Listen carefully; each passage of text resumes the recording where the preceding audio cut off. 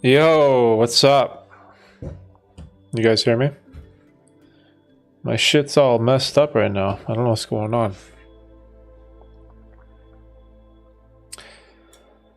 Boo! What's up, guys? Smart Mark, Sam, Arnie, Melissa, Clorox, Bean, Afro, Tristan, Red. Holy shit. Hold on, let me catch up with this chat. Yeah, I don't know what's happening because normally when I use Discord or Zoom and you do like a call, my OBS is just like imploding. I don't know what's happening.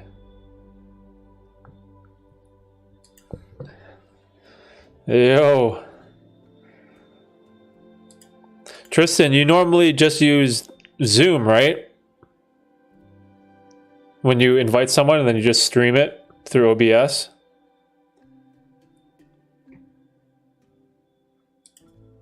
What a pain in the ass, dude. I should have tried to get home earlier to set it up. Because everything was going fine yesterday, but I don't know what's happening right now. Dollar store internet?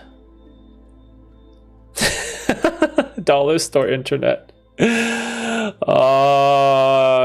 Lee. How you doing, bro? Yes, Zoom and OBS, it's got to be a PC thing. Yeah, I don't know what's happening, man.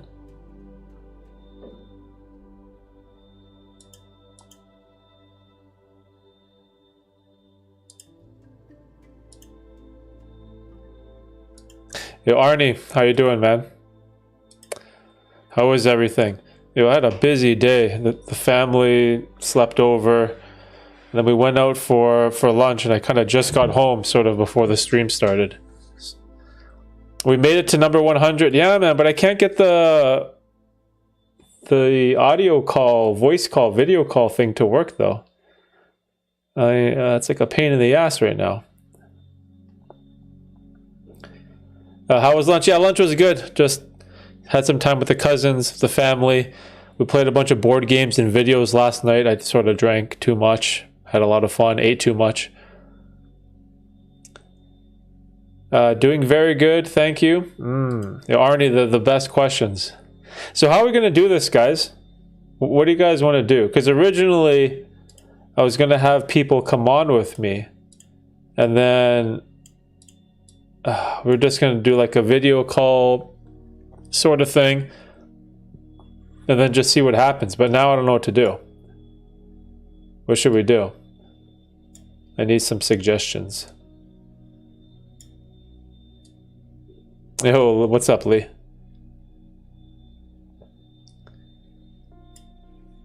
We just do YouTube and figure it out later.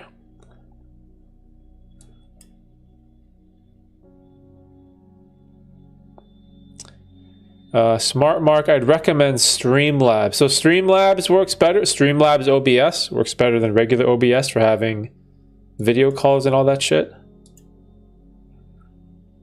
Make it up as we go.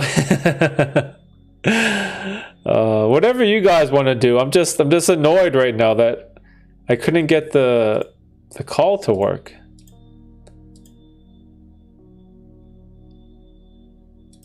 It just sucks.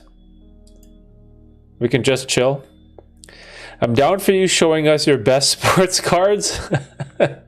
No good sports cards for me.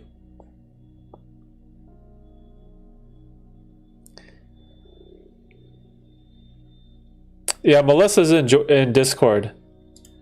Yo, the Discord's been lit. I need to figure out how to make the... Here we go. Expire after never. Maximum number of users, generate new link. Okay, here we go. Okay, I got a new link. Just so if anyone sees this link after the stream is over, it should still be valid for a while.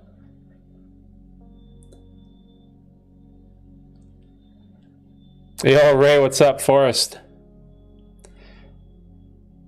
I got an invitation from Helgi. Isn't Helgi's Arnie, right? Or our Icelandic brother. But yeah, anyways, sorry for messing up the planned stream, but hey, we made it to 100, so that's super cool. Hopefully we can figure something out. But other than that, we'll probably have a pretty long stream today. Just hang out with you guys. We'll take questions and sort of just do whatever we normally do, right? It would have been cool if I could just get the stupid call to work, though. I'm legit annoyed right now. It's killing me, man.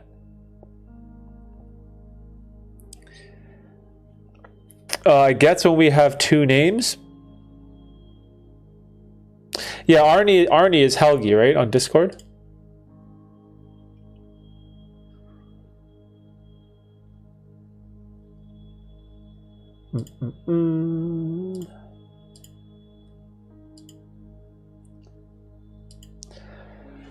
I was looking forward to seeing less beautiful face.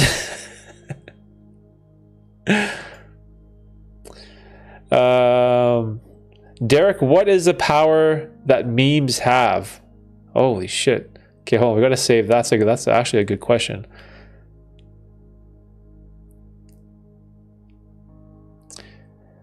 Tristan, I'll be chilling if you figure out how to do it. I'm still down to jump in. Yo, Tristan, so what do you normally do? You use Zoom, right? And then you just email someone the Zoom link. And then in OBS, you just add the source as like a video audio capture, window capture.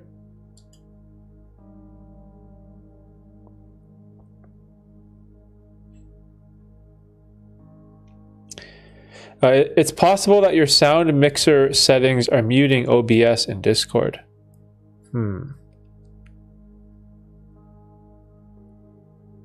Yeah, because I thought I could just do like a video call, right? And I was just going to have it as a source in Discord and just have it over all this shit. But for whatever reason, it's not working for me. It'll either destroy your life or improve it for the better. Yo, Ray, good job posting videos to the channel, man. Is a problem with OBS? Yeah, because so I'll do a video call in OBS. It will work. I can see the person, but then like my audio will work, but then the video won't, or and it just like gets all fucked up.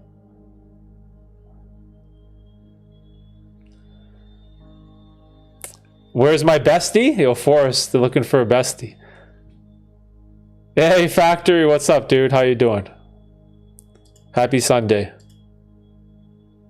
Glad you could make it.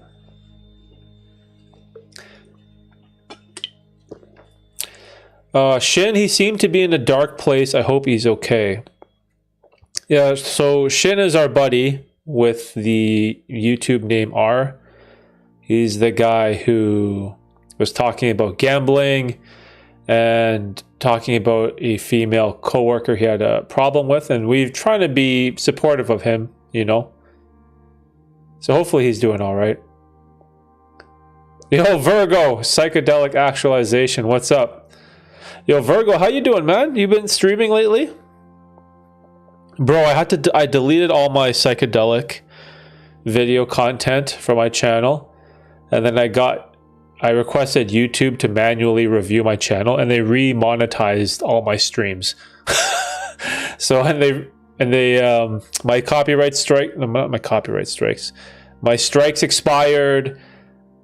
All of that shit all just sort of went away. So the psychedelic stuff is very tricky to navigate right now. That's exactly how I do it. It might be because you need to update software. Okay, I see.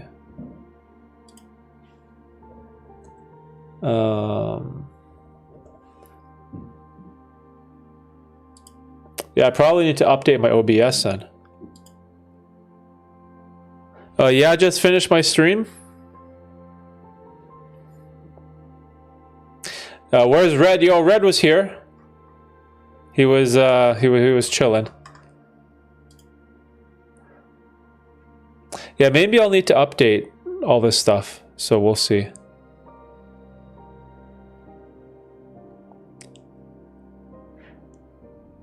I lost 75 bucks last night on sports betting. Oh, on UFC? Yeah, we watched UFC. It was pretty good.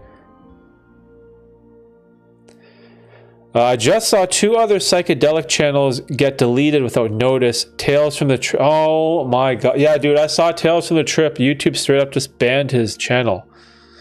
It's so crazy. That stuff sort of scared me. Because I've had 2 strikes. I've had stuff flagged and all that. And so I just decided, you know, let's just clean everything up.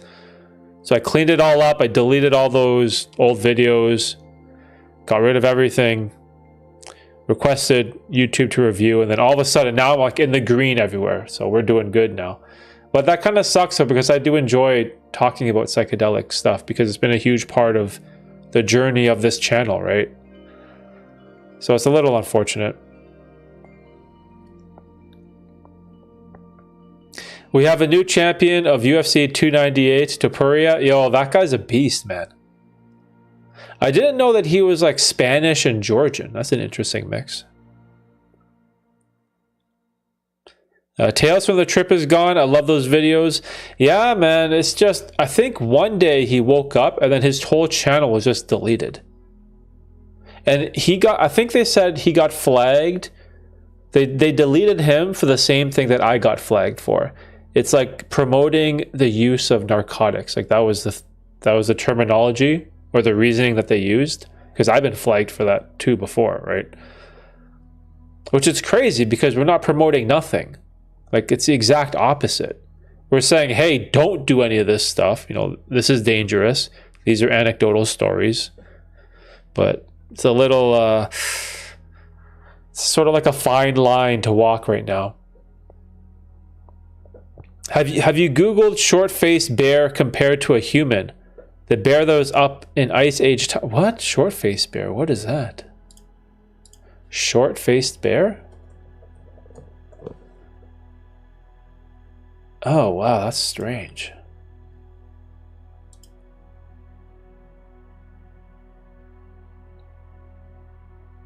That may be the Lord shifting you in a different direction.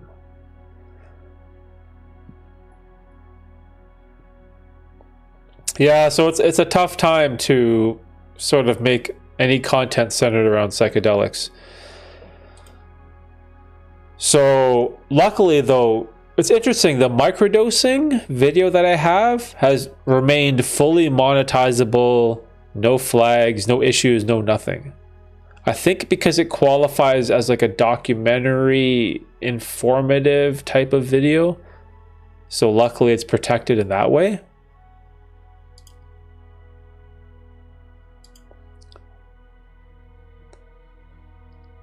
Yo, Smart Mark, what's up, my guy? How you doing? How you gonna break my heart?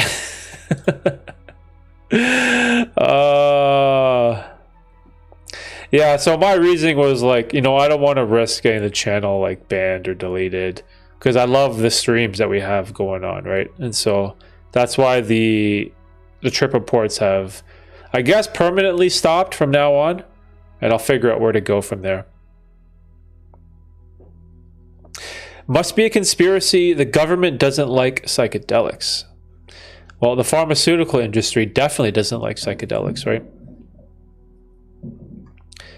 Hold on, where was Arnie's other question about memes? What happened? Okay, so Ray, YouTube has been banning channels that do psychedelic trip report or talk about psychedelic substances. And it's sort of kind of scary right now. There was like a wave of concern going through the community at the moment because a couple of really big channels got banned. Because I think Tales from the Trip, he had 130,000 subscribers, I think. So we're talking about big channels, right?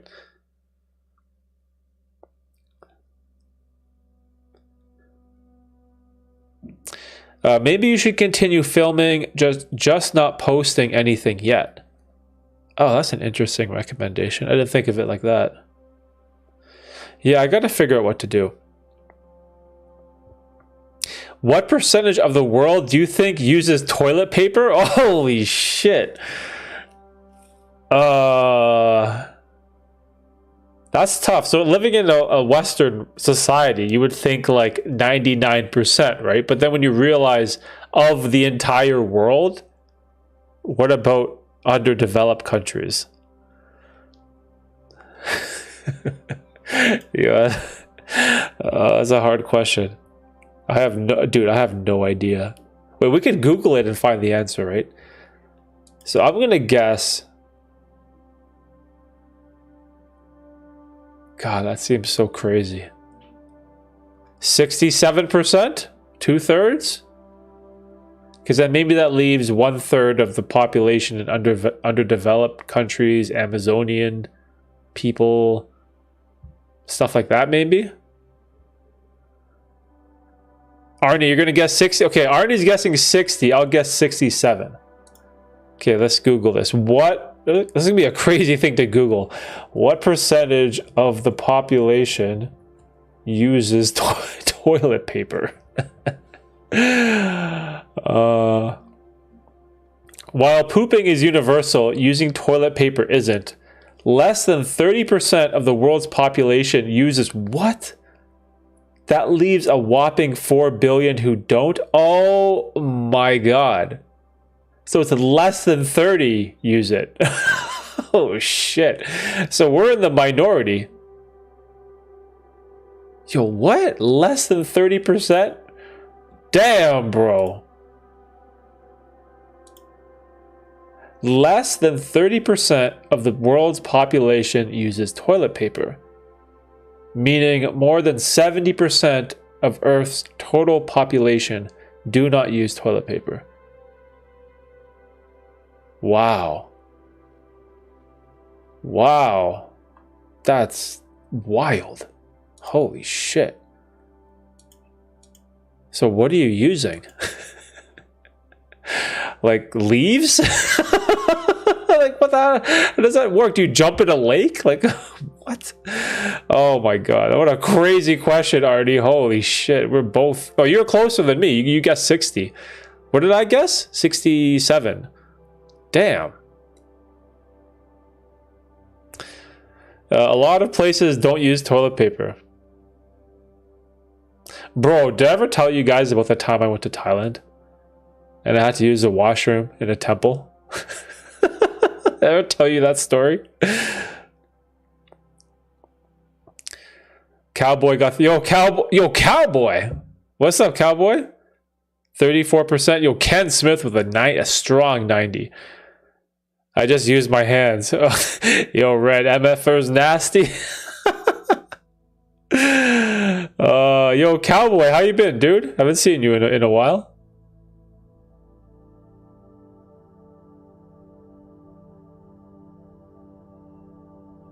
In France, they wash their butts. Yeah, see, what's funny is both of my, I guess, cultural or ethnical background, like Italian people usually have bidets in their washroom, and then in Japan, their Panasonic toilets have like those built-in water gun bidet and air dryer thing, right? That's funny.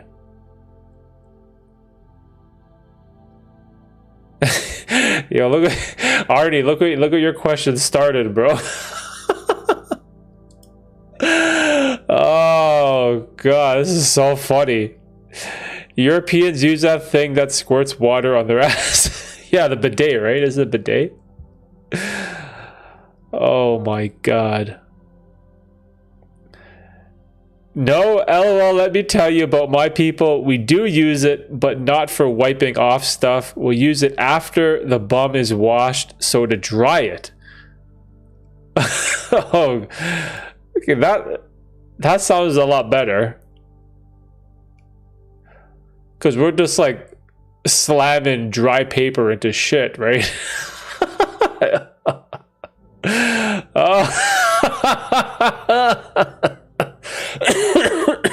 Oh my god. The stream has taken a turn for the worse. No subscriber special, bro. Going to tear my house up. Yeah, I don't know. My video call thing, it's sort of messed. I need help. I don't know what's going on.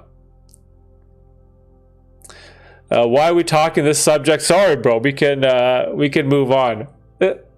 It's over for humanity.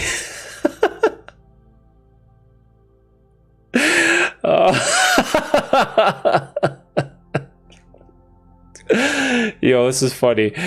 Yo, Jay's Adventure, what did I walk into? Yo, you walked into the toilet paper discussion live stream. Oh my god. I usually take a dump and then just shower. Yo, Cowboy has his priorities right. Fascinating topic. Yeah, Forrest is native Albanian from Kosovo. Is that how you spell Kosovo? I always thought it was as S-O-V-O. You have an E with those 2 dots at the top. That's interesting. How do you even pronounce Kosovo? Am I pronouncing Kosovo correctly?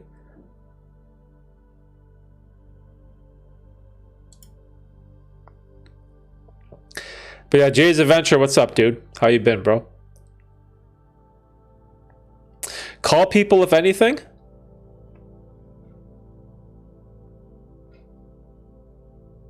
Okay, if I just do a video call, would you guys be able to just hear the audio? You guys want to try that? We could try that.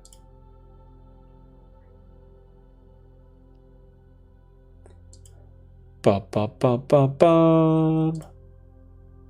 Maybe that could work. Taking a dump in the shower saves more water. Oh, Jesus Christ. We had high hopes for this stream, but the Volcano Nation attacked. Oh my god. Yo, we just ruined Ken Smith's supper.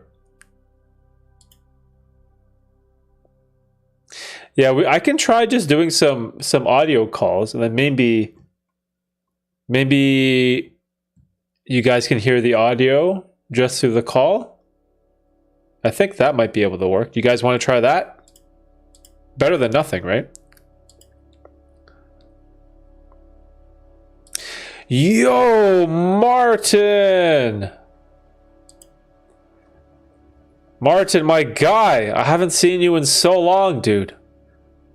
How you doing, man? How's the grind? How's the business, my friend? You been killing it in the gym, bro? Glad to see you, man. You haven't been around in a while. I hope everything is well. Sam, what's up? Been to the airport in '94.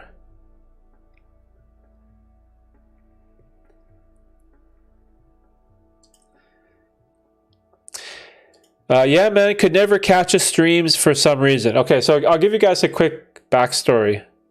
Martin is one of the people that I had on my podcast that I really admired. This might be like a weird way to describe someone, but I remember had him on, super young guy.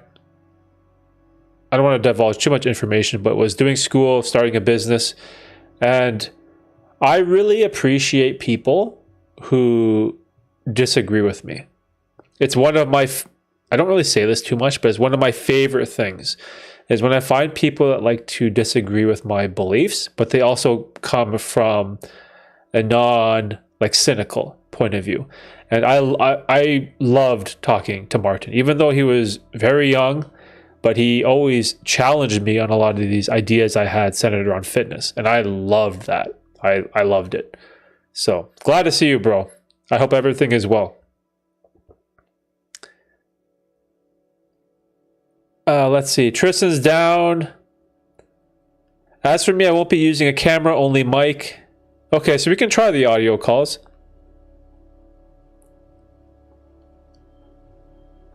Let's see. 8:32 in Iceland. Yeah, man, can never catch his streams for some reason. All good, yo. Bro, all good, man.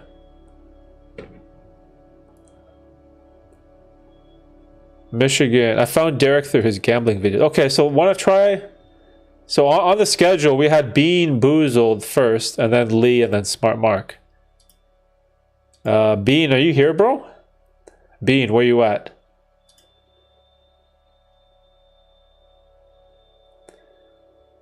Because maybe could I just do like an audio call in Bean Boot to someone in Discord, and then the audio will just play through the stream? Would that work?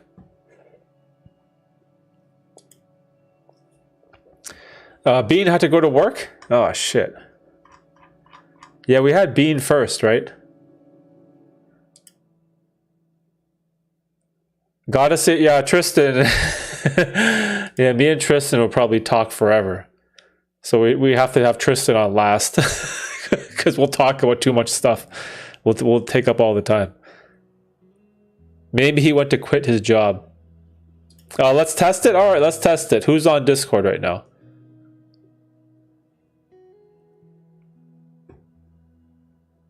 Yo, let's test this, boys. Let's test it.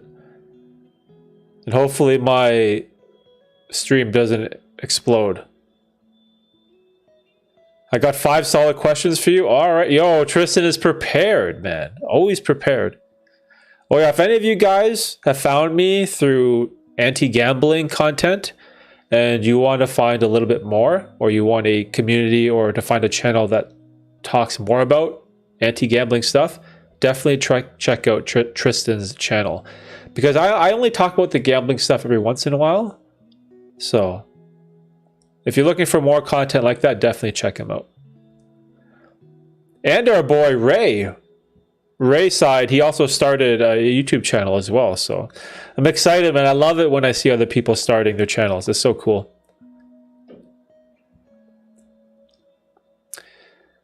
Was I supposed to prepare questions? Nah, bro, you can just chill. Just chill out. Afro, I had you in at 420. So the idea I had, I was just going to do like a video call, and then we could just hang out, we could just talk, or we could just reply to the chat. It was just whatever, right?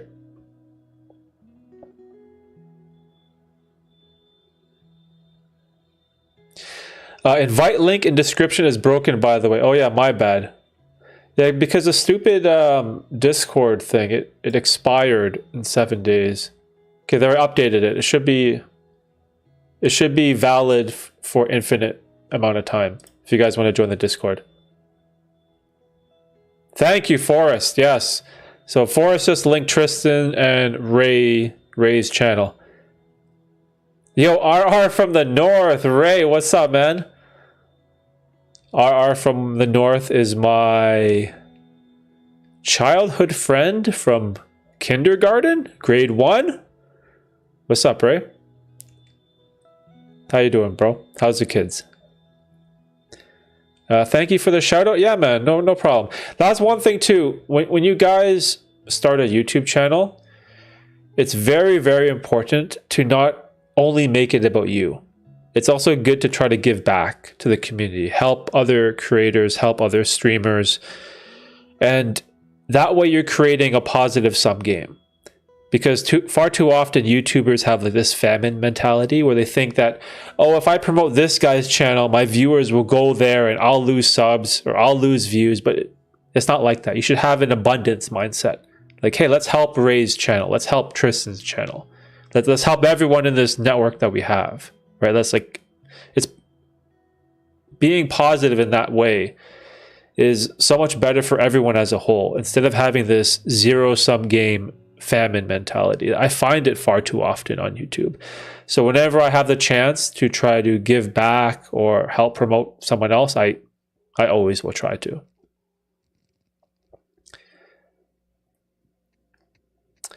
You might have to fix a new link since you updated it.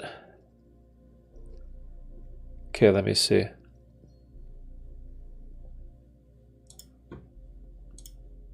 Let me see. Invite people. Let me just post it. Okay, so invite a friend to Discord. This link will never expire. Okay, so let me just post that here. Okay, here. So here's the updated link. So that one should work. Melissa, I subscribed to both. All right, blessed.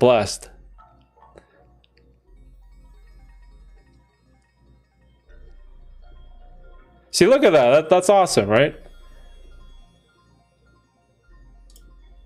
Okay, let's see what's going on.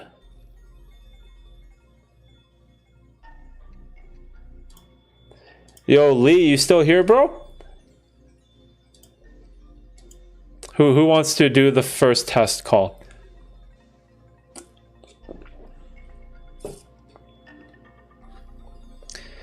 Did you see Tucker Carlson with Putin? Oh, wow. Tucker Carlson interviewed Vladimir Putin? Damn, yo. I didn't see that at all.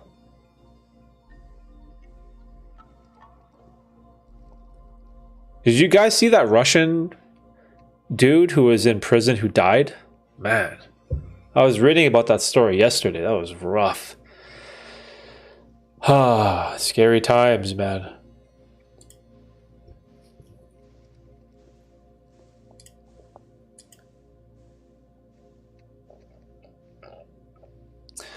Tucker is getting a lot of shit for doing it. Why, though? Is it because it's Putin? Like, even if you think or believe that Putin is like an awful guy, a dictator, a warlord, or whatever you want to describe him as, right? Having discussions is like the best thing we can do to try to find peace, right? Having discourse. And I think it's so imperative, especially for North America, just to talk, because we're so divided nowadays. It's so hard to just talk rationally about anything. It's really sad, man.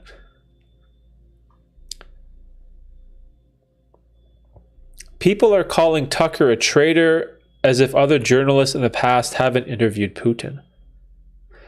Oh, I see. Because it gave Putin a voice. Putin's answers were god-awful. Okay, well, I gotta watch it, man. I gotta watch it. Sam Sulek. So funny. Sam Sulek. Oh, Bean, are you on you're on Discord? Let me see if I can give this guy a call. Hold on, let me see. Yo, Bean Boozled. You're on Discord, bro? I'm gonna try calling you. Does that work? We're gonna see if maybe just an audio call will go through.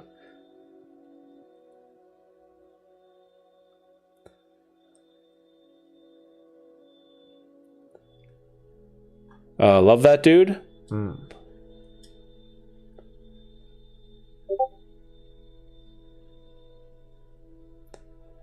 bum, bum, bum, bum.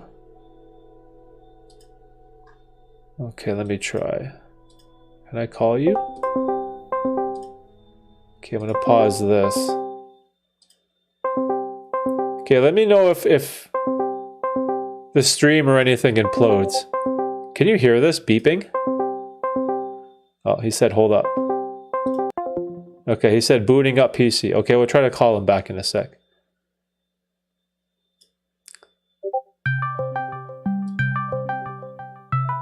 Can you guys hear all this beeping shit?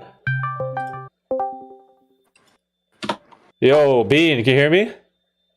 Yeah, I can. Okay, hold up. All right, guys in the chat, can both of you hear me and Bean? Let's see what they say. Okay, this is gonna be blessed. Please, I hope this works. Audio perfect. All right. Awesome. All right, sick. Nice to finally talk to you. Yeah, bro, no worries. I was really hoping we could do like the more video call thing, but I guess this is better than nothing, right?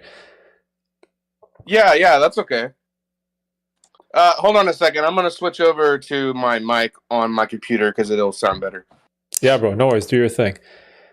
All right, let's see. So everyone, yes, everyone's good. Audio is perfect. All right, sick. So since we're starting a little late, if any of you guys have questions in the chat for me or Bean or whatever, just ask away. I'm going to keep the window open, so I'll watch the chat while the call still goes on too. Oh, I'm excited. This is sick. What is this? Bean, did you quit your I job, bro? I did not quit my job. I just looked at my schedule wrong. Wait, wait. Why do they think you quit your job? Oh, it was because earlier in the chat I was talking about not having enough time to do it or something like that. But I had just looked at my schedule wrong. That's all. What do you do for work? I actually work at Pizza Hut. Oh, the hustle. Blessed. Yeah. You would think that it wouldn't pay very well. You think, oh, he probably only makes $7 an hour. I actually make $18.56 an hour at Pizza Hut. Hmm. Yeah, it's because I work on a military base and they have to pay people federal wages. Does that include tips? Oh, sorry, what was that? Does that include tips, like tips you get from customers and stuff? Yes, I also get that. Yeah, see, I have a friend, she works at Pizza Hut. And when she told me, like, during the week, it's sort of like whatever, but on the weekend, she makes bank because you get a group of like 10 people and they tip a lot, right? Yeah, like you get like large groups of people, man, and especially if it's like a busy night, they might feel a little bit bad for you throwing a couple bucks here and there, and it really adds up, you know. Yeah, yeah, that's true. It's I like on average, I would say I get maybe 150 to 200 bucks on my tips every check usually. That's So good, it man. really helps me. Yeah, it really helps me. Mm. Well, what's Ray saying? Ask Bean what his plans are for the future and what his psychedelic experience is. So that's My from plans Ray. for the future. Okay. Um, my plans for the future are to get myself a job that is more sustainable. Pizza Hut is it pays me a good amount of money, so for right now in my life, it is what I'm doing. But I want something that could be a career, you know? And so I was thinking about starting a job in the trades, possibly maybe HVAC or something like that.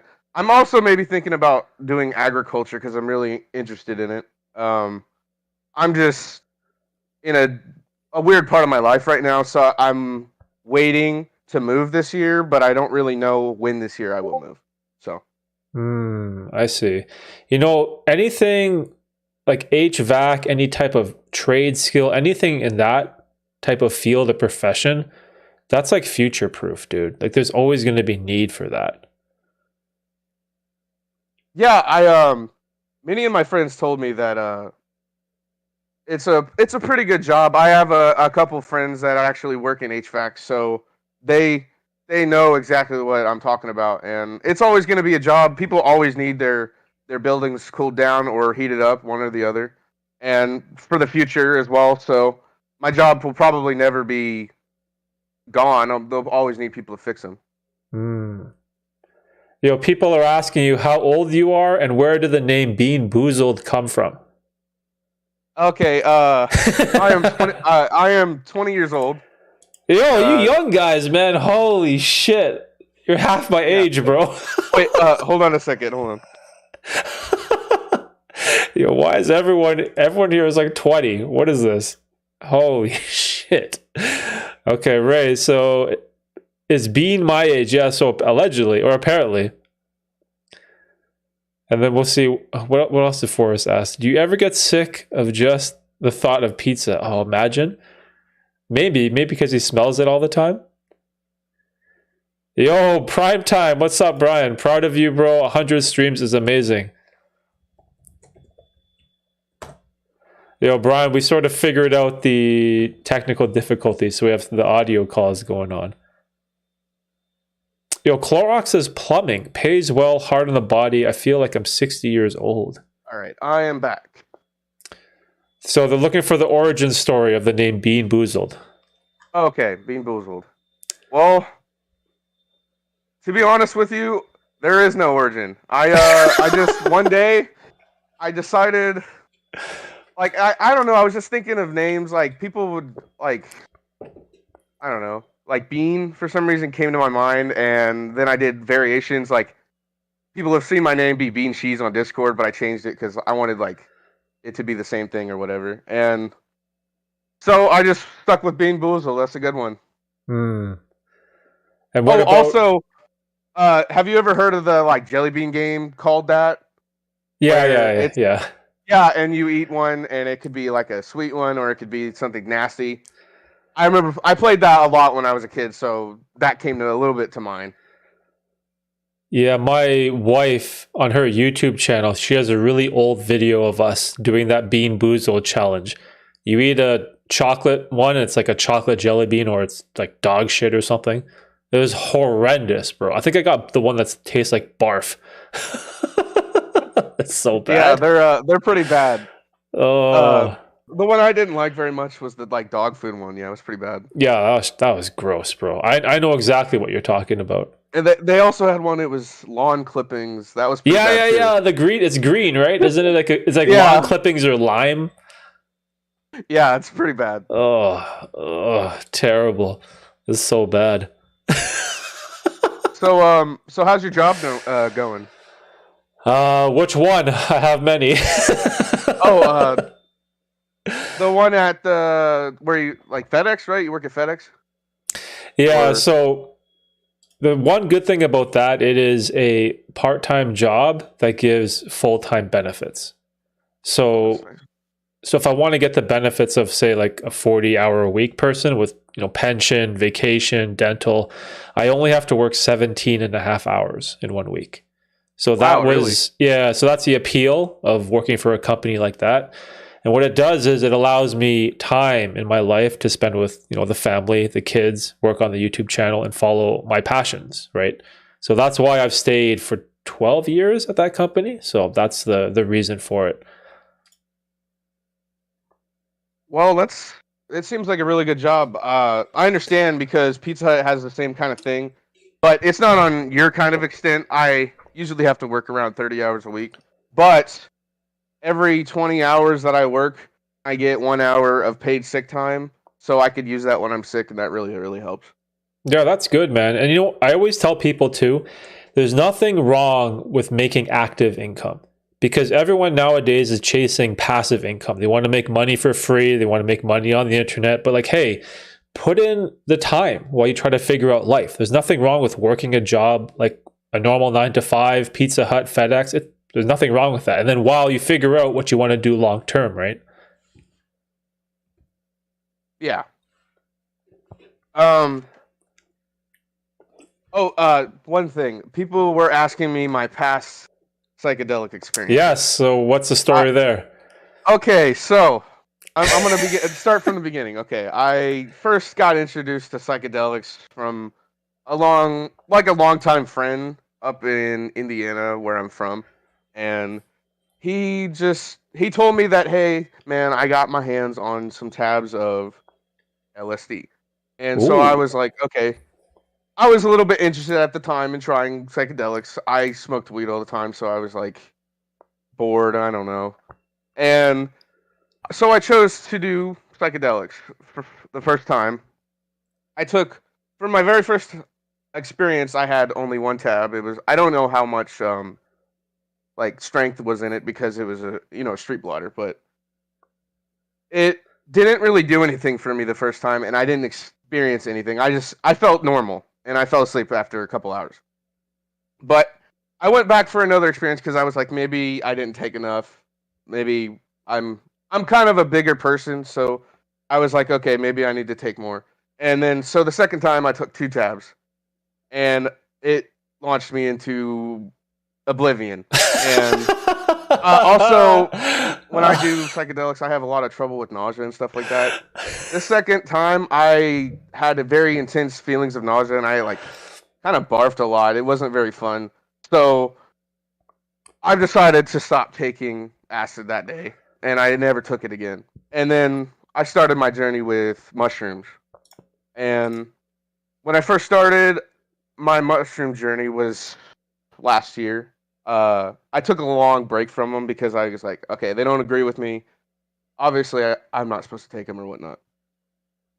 And then after a couple years go by, I come across some magic mushrooms from a friend. I go buy them and I take them. I took about 2 grams, and it did the same thing to me. It launched me into oblivion. But this time, something was a little bit different. After I had my experience, I don't know how to describe it, but it almost like changed my opinions on a lot of things that I had. And I started to think about my life a little bit more than I had at the time. And I was like, okay, I need to start improving my life a little bit more because I'm only on this planet for so many years. And that profound effect, just every time I do it, it helps. Every time I do mushrooms, it brings out that effect in me, and I really enjoy doing them. Is it always 2 grams where you get that effect? I have taken less, but when I had taken less, I took a stronger, more potent mushroom. So I felt like I got more of a 3.5 gram trip from that. And when I did that, I don't know. I feel like I went overboard almost. I'm a very I don't need a lot to go places. I know exactly what you mean when you are describing the profound effect when you think about how much longer you have on this earth and in your life. It's almost a hard experience to put into words, but I know exactly the feeling that you're trying to describe though. It's almost life-changing, right? Yeah, they describe it as ineffable, which is unexplainable. So we really can't put it into words, but that's the best way I could try. And it's improved your life for the better? Yes, it has improved my life for the better. Now, after you take the mushroom, in my experience, mushrooms are more of something to enjoy after the high's gone, in my opinion. Because when I take mushrooms for probably a week or two after, I feel almost renewed. Like if I don't know, like I'm like a brand new baby born person or something, and I'm going through life, experiencing everything again, and it's even better. So it almost makes me enjoy life again, almost. I have struggled with social anxiety and depression my entire life, adult life or young adult life, and being a child. So I think about life a lot more than other people do, and on a deeper level. And so mushrooms have helped me a lot to get through a lot of the times that I've had a hard time. That's interesting. Does it make you feel less depressed, or is all the depression or anxiety or any of that, does it go away, or is it just less of an effect? Like, what do you feel after the mushrooms? I would say that the depression is still there. It's just you look at the depression a different way. Like, let's say, I can feel depression at a higher level. Like a long time, you explained being a father as your like level of happiness can go way higher than before. It's almost as if I can deal with depression a lot more than I could before. Oh, okay, I get it. Okay, that makes sense. It's manageable. That's the best way I can explain it. Yes. That's interesting. Huh. And do you even after your mushroom trips, do you still have issues or bouts with depression every now and then? I would say it for the 2 weeks after my trip, it's relatively pretty good because I'm thinking more about I got to get through life more than of the depression. It helps you not think about the depression more. Like I feel like after my trips, I'm more thinking about getting back to my normal life than I am about my depression, and it just kind of distracts me a little bit. Oh, I see. Yeah. Have you ever taken any like antidepressants or SSRIs or any medication like that for it in the past? I have never taken any medicine, pharmaceutical medicine for my depression. I've only just dealt with it with other things. Does your family know about it? Yes, my family knows. Okay, that's good. It's good that people know, right? You don't want to go through stuff like that alone, right? But I will say that your streams have been really helping my life, and just watching them, having a little bit of like something to look forward to sometimes is fun. you know, and watching those streams is really great. I watch them at work all the time because it's fun. That's awesome, dude. I'm super glad to hear that. But what part of the streams though? Like just us talking about like whatever Everything. subject? I love the shooting shit. It's just like really enjoyable. Mm-hmm. Like Yeah, you said, like talking with your viewers, I really enjoyed that. Like I've been thinking about maybe starting a channel myself just because like I really enjoy the talking do with people. it, bro. I always, Yeah. if you're thinking about starting a channel, you have that idea. It's the best decision, or one of the best decisions I've ever made in my entire life. It's if you ever are thinking about starting, like trust me, just do it. It's so much fun, bro. Like just you never know what it can be, right? Yeah, I'm just worried about all the like monetization because like all the people getting shut down on YouTube all the time. It really worries me, you know. Like I want to be able to talk about a lot of different things and also get a paycheck for doing it because like that helps. But it's hard because like you said, people are getting strikes and stuff like that. I don't want to like talk about something wrong or show something wrong. Like I would love to do trip reports, but like you said, that got your channel fucked up. So I don't want to do anything. You know. Yeah, that's a little unfortunate because the way that I think about it is obviously I'm very biased toward psychedelic use. I don't believe that everyone should do it, but I feel like if someone needs it, there should be an avenue for them to pursue it and try it. However, I don't want to just chase psychedelic trip reports because it's fun and also have the risk of losing my live stream. So when I sort of weighed the positives with the negatives of the trip report just completely outweighed the positives of it. So that's one thing that's a little bit unfortunate, right? Yeah, I can see that. Is there any other questions for me in the So comments? the comments is interesting. So Ray was talking about microdosing. Have you ever done that? I have never actually done microdosing because, like I said, psychedelics. Oh, I failed to mention before that I also have IBS, which is kind of like a bowel disease. Irritable bowel syndrome?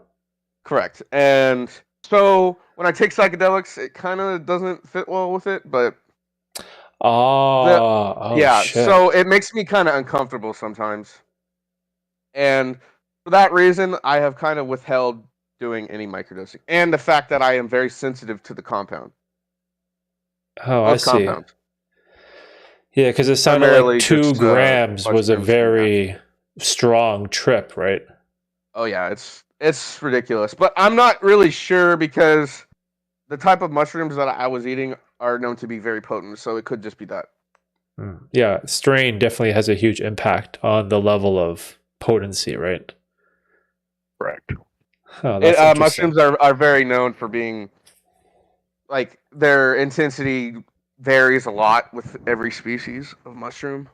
Mm-hmm. And all the ones that I had were cubensis, and a lot of them were very strong cubensis species. Yeah, I've only had cubes. I've never had any of the other. Like, have you ever tried the fresh? Those like wild fresh ones that are like wet. They weigh a lot. Tried wild ones, but I have tried wet homegrown ones, and they're really, really great. Same effect? Almost too great. I would say that they have almost a faster effect than dried mushrooms, obviously because your stomach has to rehydrate them and get them going. But when they're wet, you eat them and they immediately start digesting. It's really fast, and like when I had a come up on fresh mushrooms, I saw lots of like I don't know how to describe it. It's patterns in my vision, almost like eyeballs. Like my eyes were trying to make faces in my vision. Whoa! It was kind of crazy. Yeah, it was crazy. Oh shit! Oh, that's wild, bro. Oh my gosh, that's crazy. Yeah, I've had a few wild experiences with a buddy. And Melissa says, dried shrooms taste like ass. I prefer them over chocolates. Chocolates? Yeah, me personally, I have done capsules. I've tried tea. I did that the other day when you were streaming. That was fun. Hmm. I was gonna say, yeah, the other day, like when we were streaming, I did a dose during the stream. I basically got lost and I forgot what I was doing. It was kind of weird. But I've tried capsules, lemon tech. I've tried tea, chocolates. I didn't like chocolates very much because it made me not want to eat chocolate after a while. Like for a while afterwards, because I was kind of puking up chocolate for a while and it wasn't great. Oh, But I see. yeah, the best method for me personally is capsules. You grind them up and you put them in little capsules and you just swallow them. Yeah, me too. I usually mix capsules with caps and stems generally. I like to mix like sort of everything. You know, that's what I usually do. That's cool. Does it do you find that it changes the trip at all when you have different methods like combined? So the only thing that I've noticed is sometimes on this cap, you know how there's like you can sort of see the psilocybin sort of like that bluish hue. Yes. When I've had When some where there's a lot of it, man, it's it's kind of crazy. yeah, when you eat the fresh ones, the crazy part is when you eat it, like you can see the blue liquid that you're eating. And Oh it's shit. kind of crazy. It doesn't have any taste. It just tastes like normal mushroom. But when you're eating the fresh ones, that's how I knew my grown ones were great. Ah, I see. Dang. But psilocybin mushrooms are known for, or sorry, cubensis are known for staining blue like that. I'm not sure about other species. True, true. I also Manos says hi from Greece. Hello. Hey Manos, what's up, man? Hold on. Arnie says you can find Liberty caps here in Iceland and the Berserker ones too. What is that? Berserker? Also, hello, Ray. It's good to see you in the comments. I see you in the comments. I have been watching your YouTube videos. I like them, bro.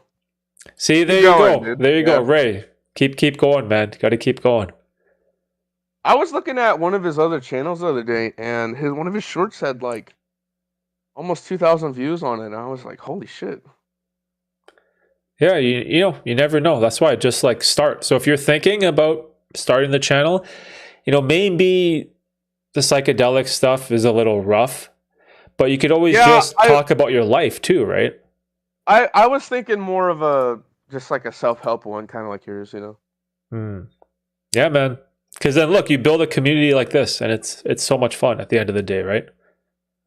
Yeah, it looks very fun at times, yes. Mm-hmm. All right, bro. Let's wrap it up and give the next person a chance. You have any other thing you wanted to say on the stream? Yeah. Shout out to Lee. Shout out to Lee, bro. Shout out to Forrest. All right. Thank you, mods. Thank you, Lee. All right. And Ray. Thank you, Ray. All right.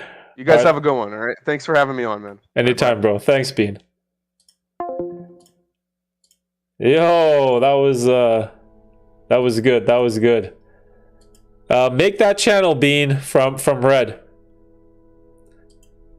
Yo, that was a lot of fun. Did you guys like that? That was super cool. You know what that reminded me of? Of some of the coaching calls I do. Very reminiscent of that. So thanks again, Bean, for sharing your story. That was awesome. Let me see. Oh yeah, and shout out to Lee and shout out to Forrest from our boy Bean. Okay, let's see who else wants to come on. I had Lee and Smart Mark slated in after Bean. If any of you guys, Lee or Smart Mark, are available, let me know, and we can keep the conversations rolling. Lee, the people's champ.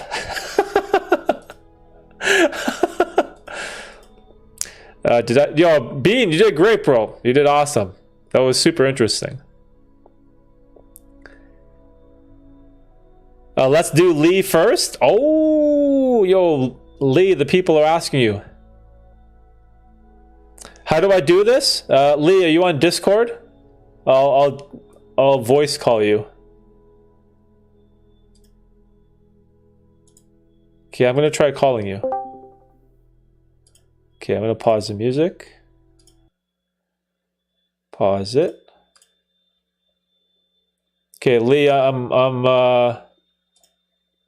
giving you a call on Discord. It should just be an audio call. Lee, I owe 200K on a house I bought. Please help me. I'll visit you in the 6. Yo, Martin, you want to get in on this? Okay, Martin, I'll have you in after Smart Mark.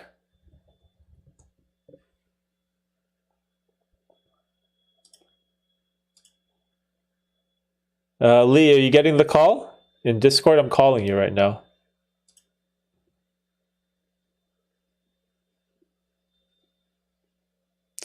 If not, then we can get our boy Smart Mark on. Mark said he's down whenever. Oh, Forrest is chanting red.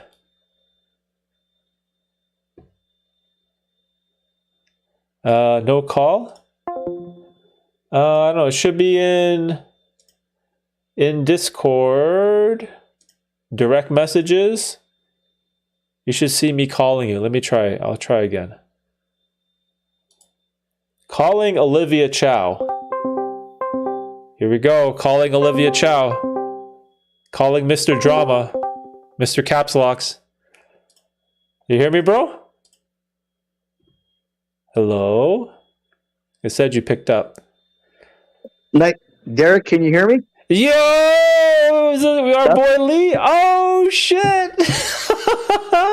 What's up, bro? I can hear you. I can hear you, Derek. That's awesome. Oh, blessed. What's going on, dude? How you doing, man?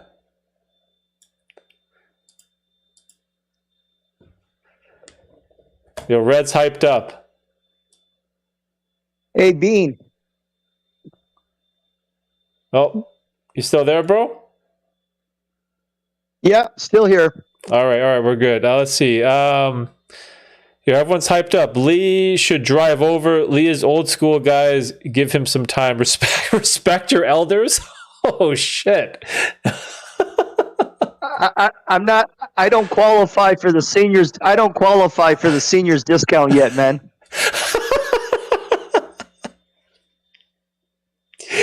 Yo, this is so funny. Holy shit! These guys in the chat are excited. So what's going on, dude? How you doing?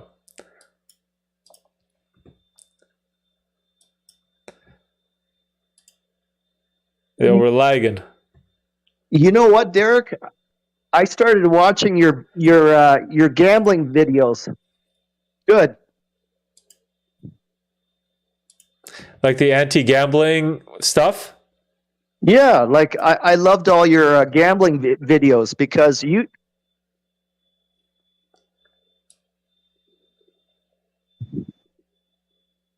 Yeah, really? One day it just popped up. Like YouTube just gave me a recommendation for you. Oh, okay. So it appeared in like your homepage. Right. So did you have like an issue with gambling at the time? Like why was that interesting to you? Well, the thing is, I used to travel to Las Vegas quite a bit. I used to play.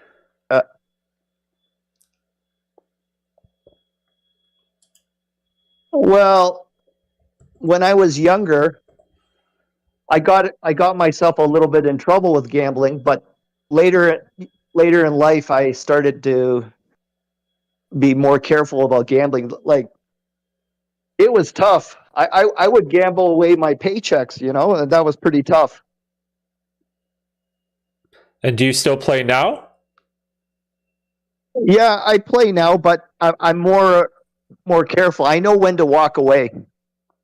I see. Did you ever go to our local casinos? I guess for anyone that doesn't know, Lee actually lives super close to me. And so for us, our options are by Niagara Falls, there's a bunch of casinos. So did you ever go there to gamble?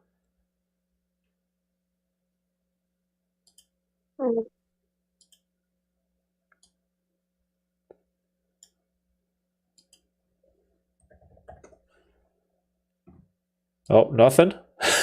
Yeah, Casino Niagara, Casino Fallsview.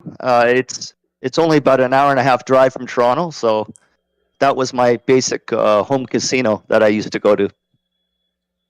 Oh, okay, I see. Yeah, because for us, that's like an hour to about an hour and a half away. So the one good thing that I realized is that it wasn't as accessible, right?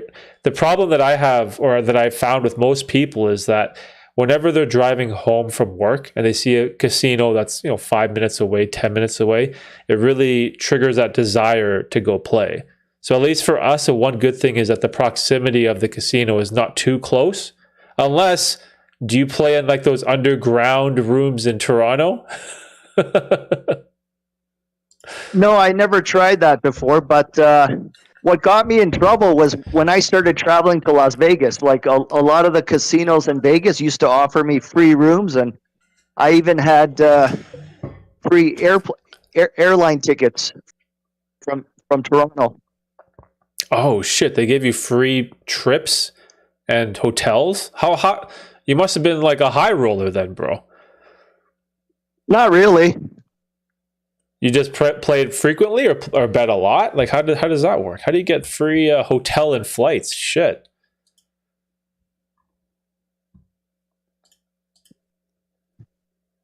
Well, basically, my game was blackjack. I really liked blackjack. I would bet. I would bet probably on average maybe like $250 per bet. Damn, 250 whole. That's like per hand, right? Yeah, per hand. Oh shit, dude! I used to play like $25 a hand. I thought that was a lot, but 250? Fuck. Shit, dude, that's a lot of money, man.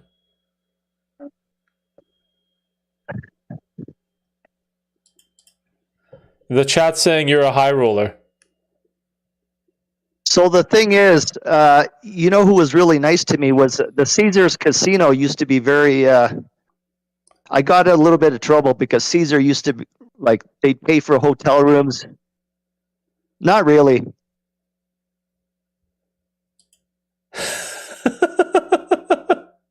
The chat's going off, bro. They said Lee was a high roller that we might have played. Oh, the factory says, well, you guys probably played at the same poker table before. There's a chance. I also did you ever play at the Golden Nugget? I used to like the Golden Nugget too. That's on the north side of Vegas, right? Yeah. Yeah. I used to play everywhere. The Mirage, the Flamingo, Venetian, Golden Nugget, Harrah's, Bellagio, like Luxor. I would go everywhere. It was so crazy.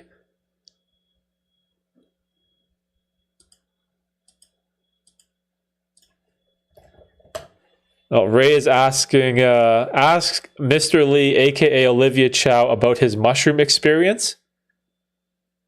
And the factory wants to know what your day job is. Okay, my day job. I own my own business, but basically, well, mushrooms. I've never tried mushrooms.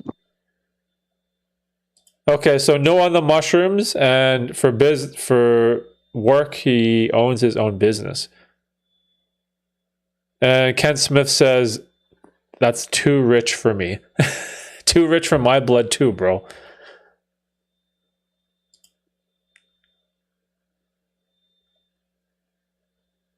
Yeah, I'm in the financial business. Basically, I work with a lot of investors. I see. Yeah, finance is a lot of money, right? Well, the thing is, I'm in the investment game, and basically,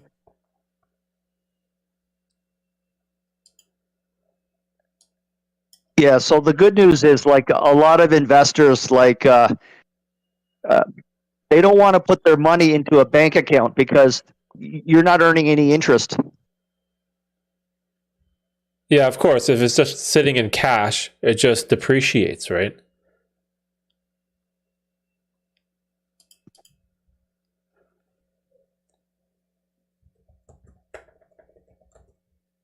So we've got investors. They call me, and my job is to place their money with. I basically connect borrowers with investors. That's basically essentially what my job is. So the thing is, the good thing about the money business is that it's a recession-proof business because people always need money.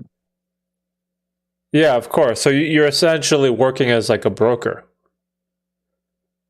Yeah, and the funny thing is, I get calls from all over Ontario. You know, like Sudbury, Ontario, Hamilton, Kitchener, Burlington. Yeah, I'm basically a money manager. Hmm.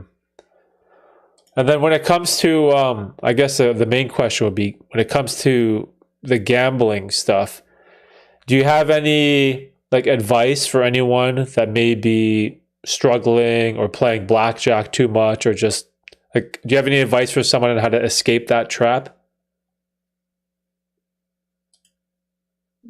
There's no solution to it really, because it really comes down to self-control. Like if you don't have self-control, you shouldn't be gambling. Hmm. It's terrible because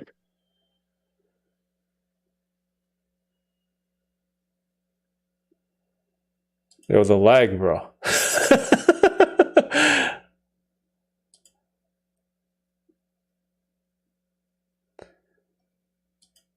Are you? I don't know what's going on. Are we cutting out?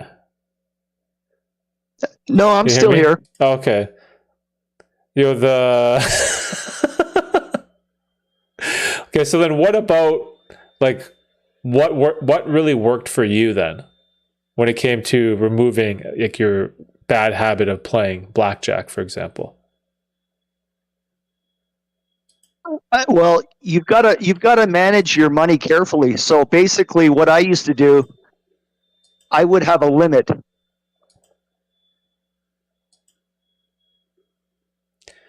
So The problem when I was younger was I got too greedy. So like sometimes I'd be up 3,000 or 4,000. yeah.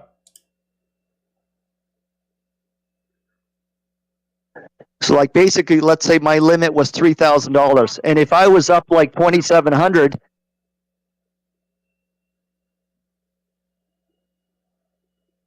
and then I kept going because I say to myself, okay, I'm up 3,000.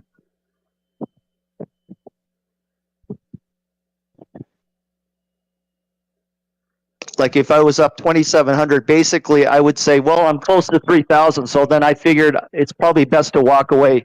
It's very difficult to walk away, to be honest with you, because I when I was watching the other players, some of these players were making like 20, 30,000. Yeah, then it kind of wants you, or it gives you this false sense of illusion that you want to keep playing, right? To keep going.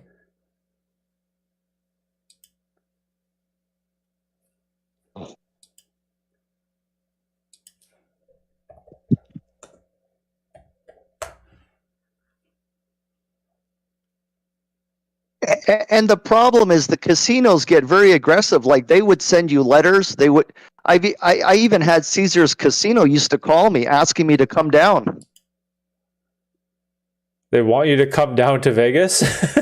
Yeah, Shit. and they offered me a free airplane ticket and say, you know what, you can stay with us for free, and they give us free shows. That's another big thing. They used to give me free show tickets.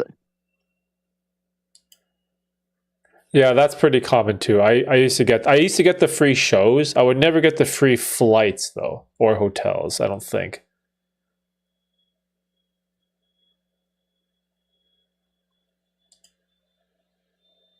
I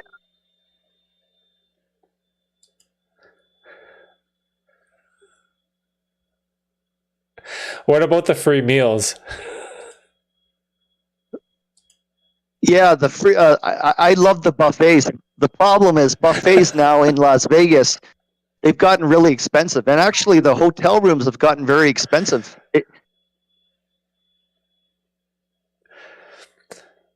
Okay, so in the Discord, you mentioned that you're going to move to the US. Is it in Vegas that you're going to move to? Yep, I'm planning to move probably near the Green Valley Casino. So wouldn't you think that's a bad idea? Because then you're going to be so accessible to gambling, right? Yeah, I'm planning to move to Vegas. But do you plan to just live there, but you are assuming you have self-control to not gamble too much? Not really, because I think my self-control is a lot better than when I was in my 20s. Because basically,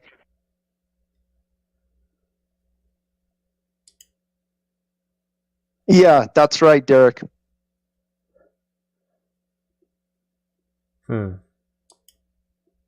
That's interesting. Well, because the gambling stuff or the issues you had were when you were younger. So hopefully by now it won't be a problem. But I just feel like moving to a place like Las Vegas, just being in proximity to that allure, that attraction, that accessibility to placing a bet, that's going to be something that you're going to have to think about like every day, right?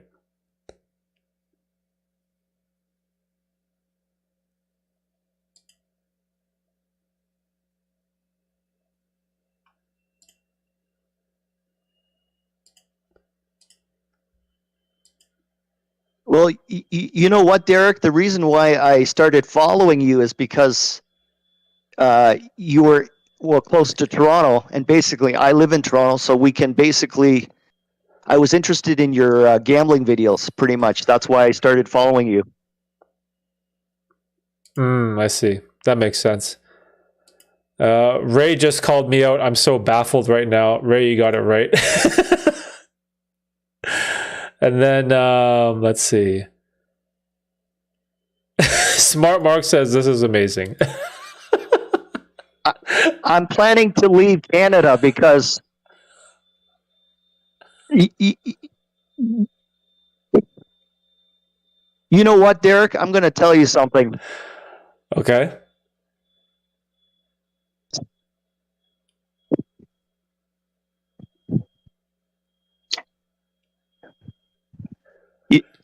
The thing is that Canada has high income taxes. I hate the weather here in Canada. True. It's probably easier for me to move to the States because I don't really have family here. The only thing I have is my father.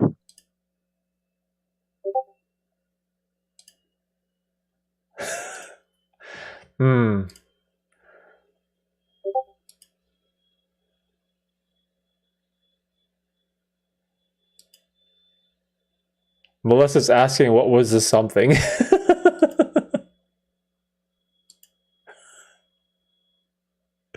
Lee's got secrets.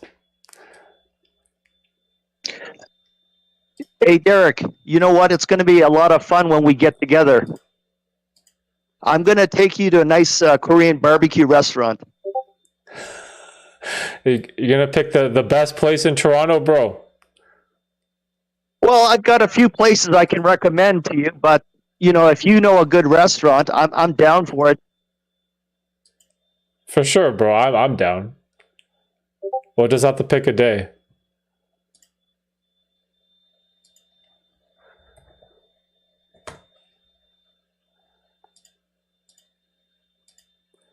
Okay, anyways, let's wrap up the call, Lee, and give our buddy Smart Mark is next on the list.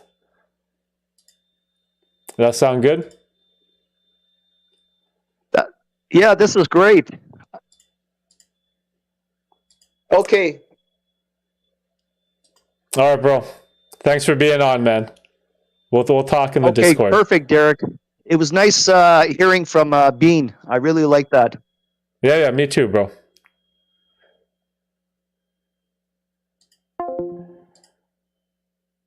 All right.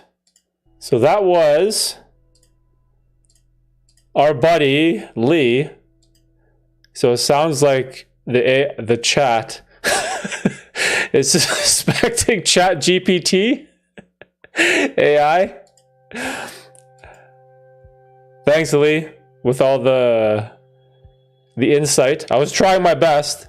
Was it lag? I don't know if we were lagging or what. I was struggling, bro. Lee with the dramatic pause, building suspense. Jokes aside, shout out to Lee. I tried, guys. That was fun. Appreciate you, Lee.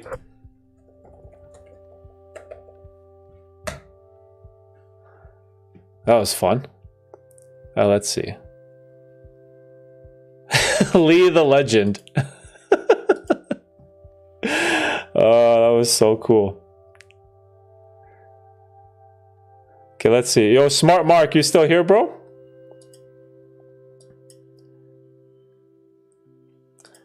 Let me see. Let's see what's going on in Discord.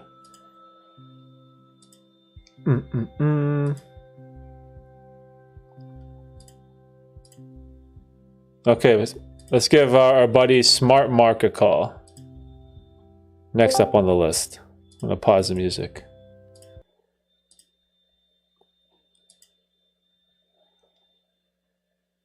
How come it doesn't ring the first time I do it? Let me try again.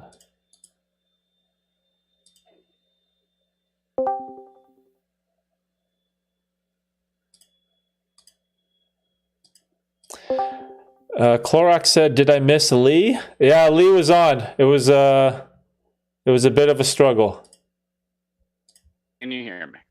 Yes, Smart Mark, what's up, bro? What's going on? I just got to say that was incredible. That last interview right there. Good job, Lee. Yo, I was trying to stay composed, man. I'm like, I don't know what's going on with this delay. Is it lag? Man's in the chatter saying AI. Lee with the mystery and the suspense. Holy shit. He just got to get that 4.0 upgrade. That's all.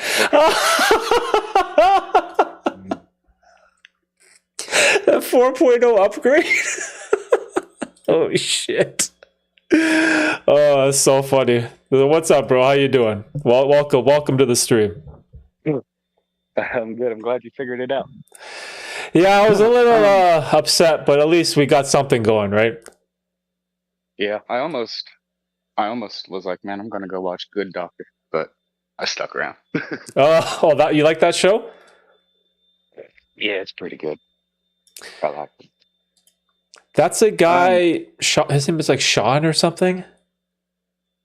Yeah, Sean Murphy's. Something like, yeah. And he's like a brilliant guy, but he's like autistic or something like that. Yeah, he's a. It's like Dr. House, except he has autism. Essentially. Oh yeah, House. I remember that show. That's like an older one, right? Yeah, early 2000s. Oh dang, that's crazy. Way back. The chat saying Lee the mystery man. I had a question about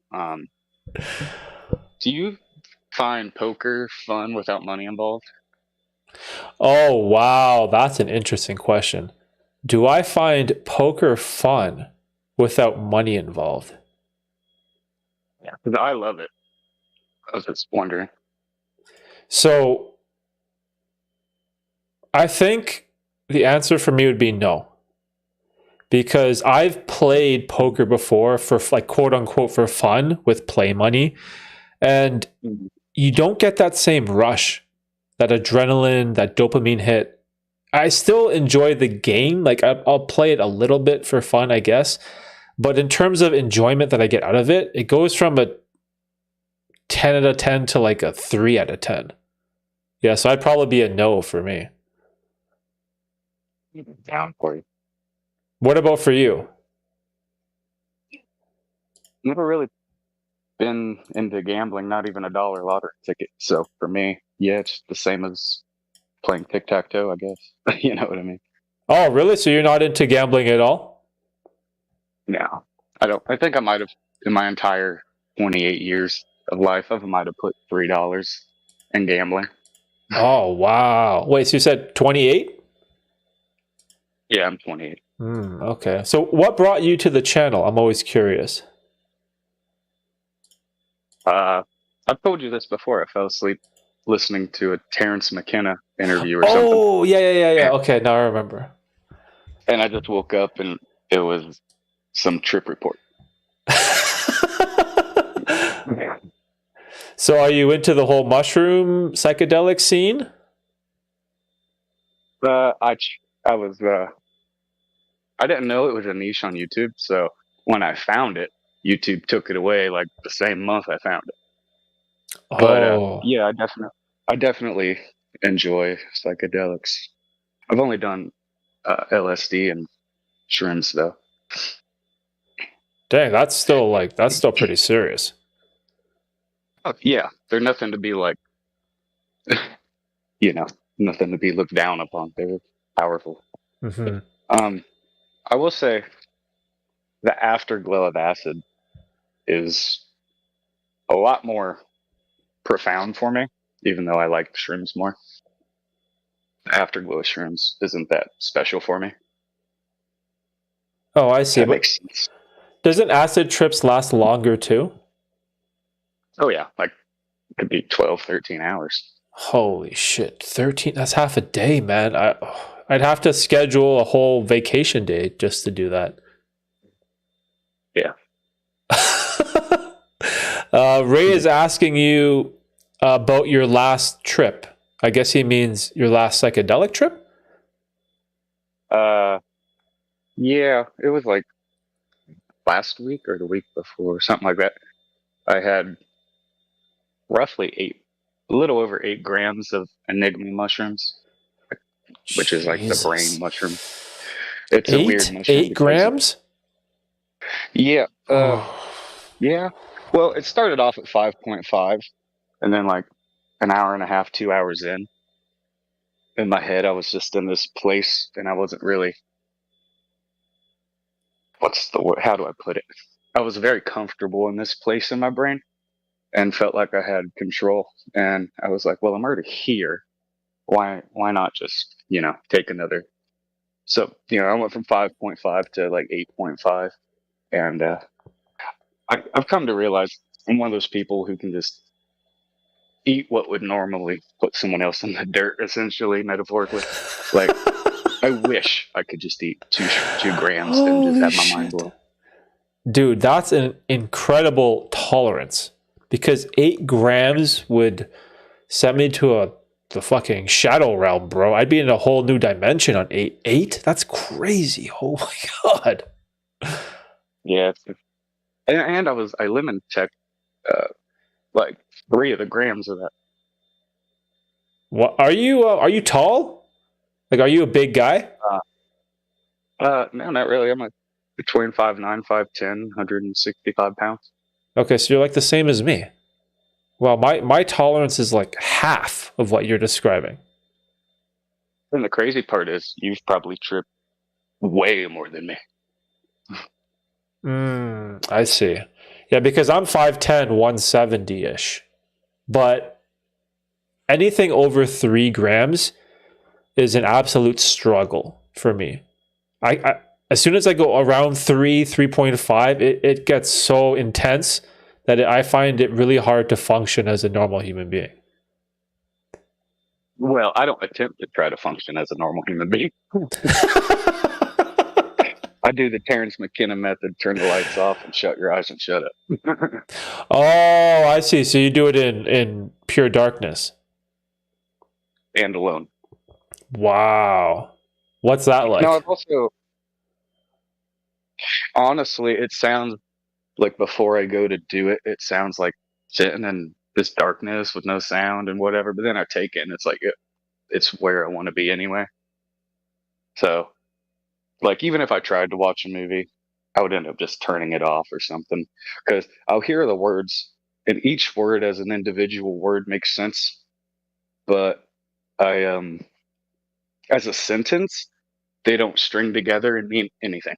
If that makes sense. Like, Derek went to buy ice cream. I will know that the name Derek, went to, but they're all separated and have no meaning. Oh, wow. Afro is asking if you did it with no music. Yeah, no music. Actually, I actually did it with uh, a sleeping mask and hunting, like ear protection, like those big sound things you put on your ears when you shoot a gun. They're like big earmuffs. Well, like the So noise all, canceling things?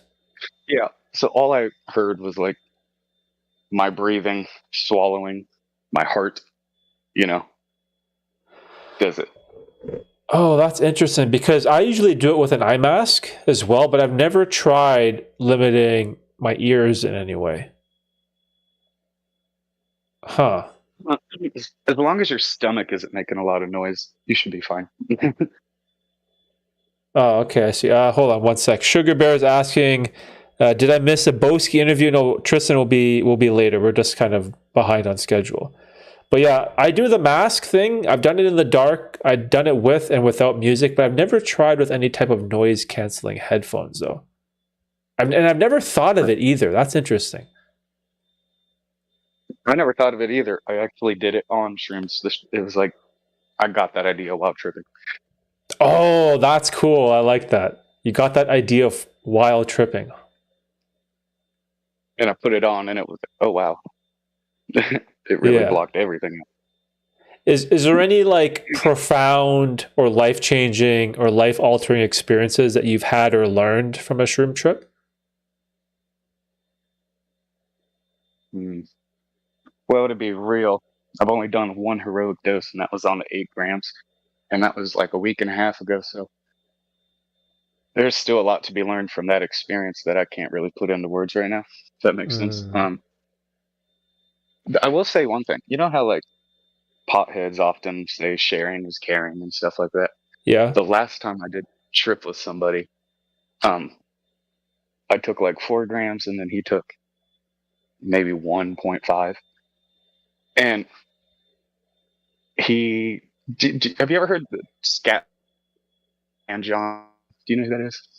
Scat who? Like Scat Man John. It's this guy who's like beepity bop, he snaps and claps. He does Oh yeah, weird yeah, yeah. stuff. I know the scat. I'm a scat man or whatever. That's yeah, that old Yeah, song. yeah. Yeah. Well, he kind of turned into that, and then my brain was like, Oh. my brain was Oh like, shit. you're never doing this again with another human.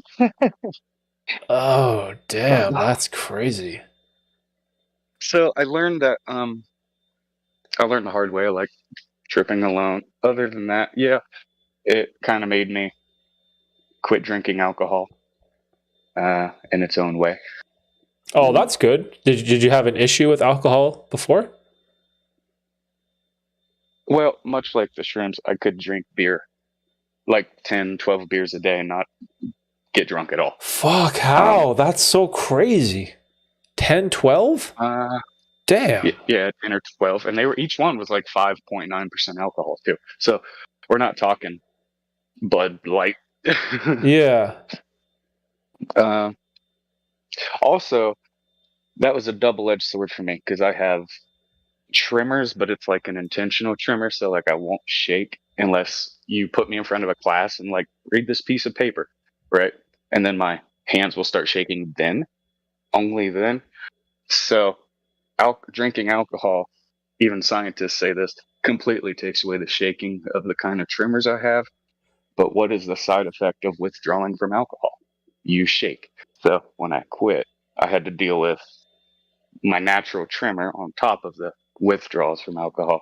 That really sucked. And also, that fact there kept me drinking for a while.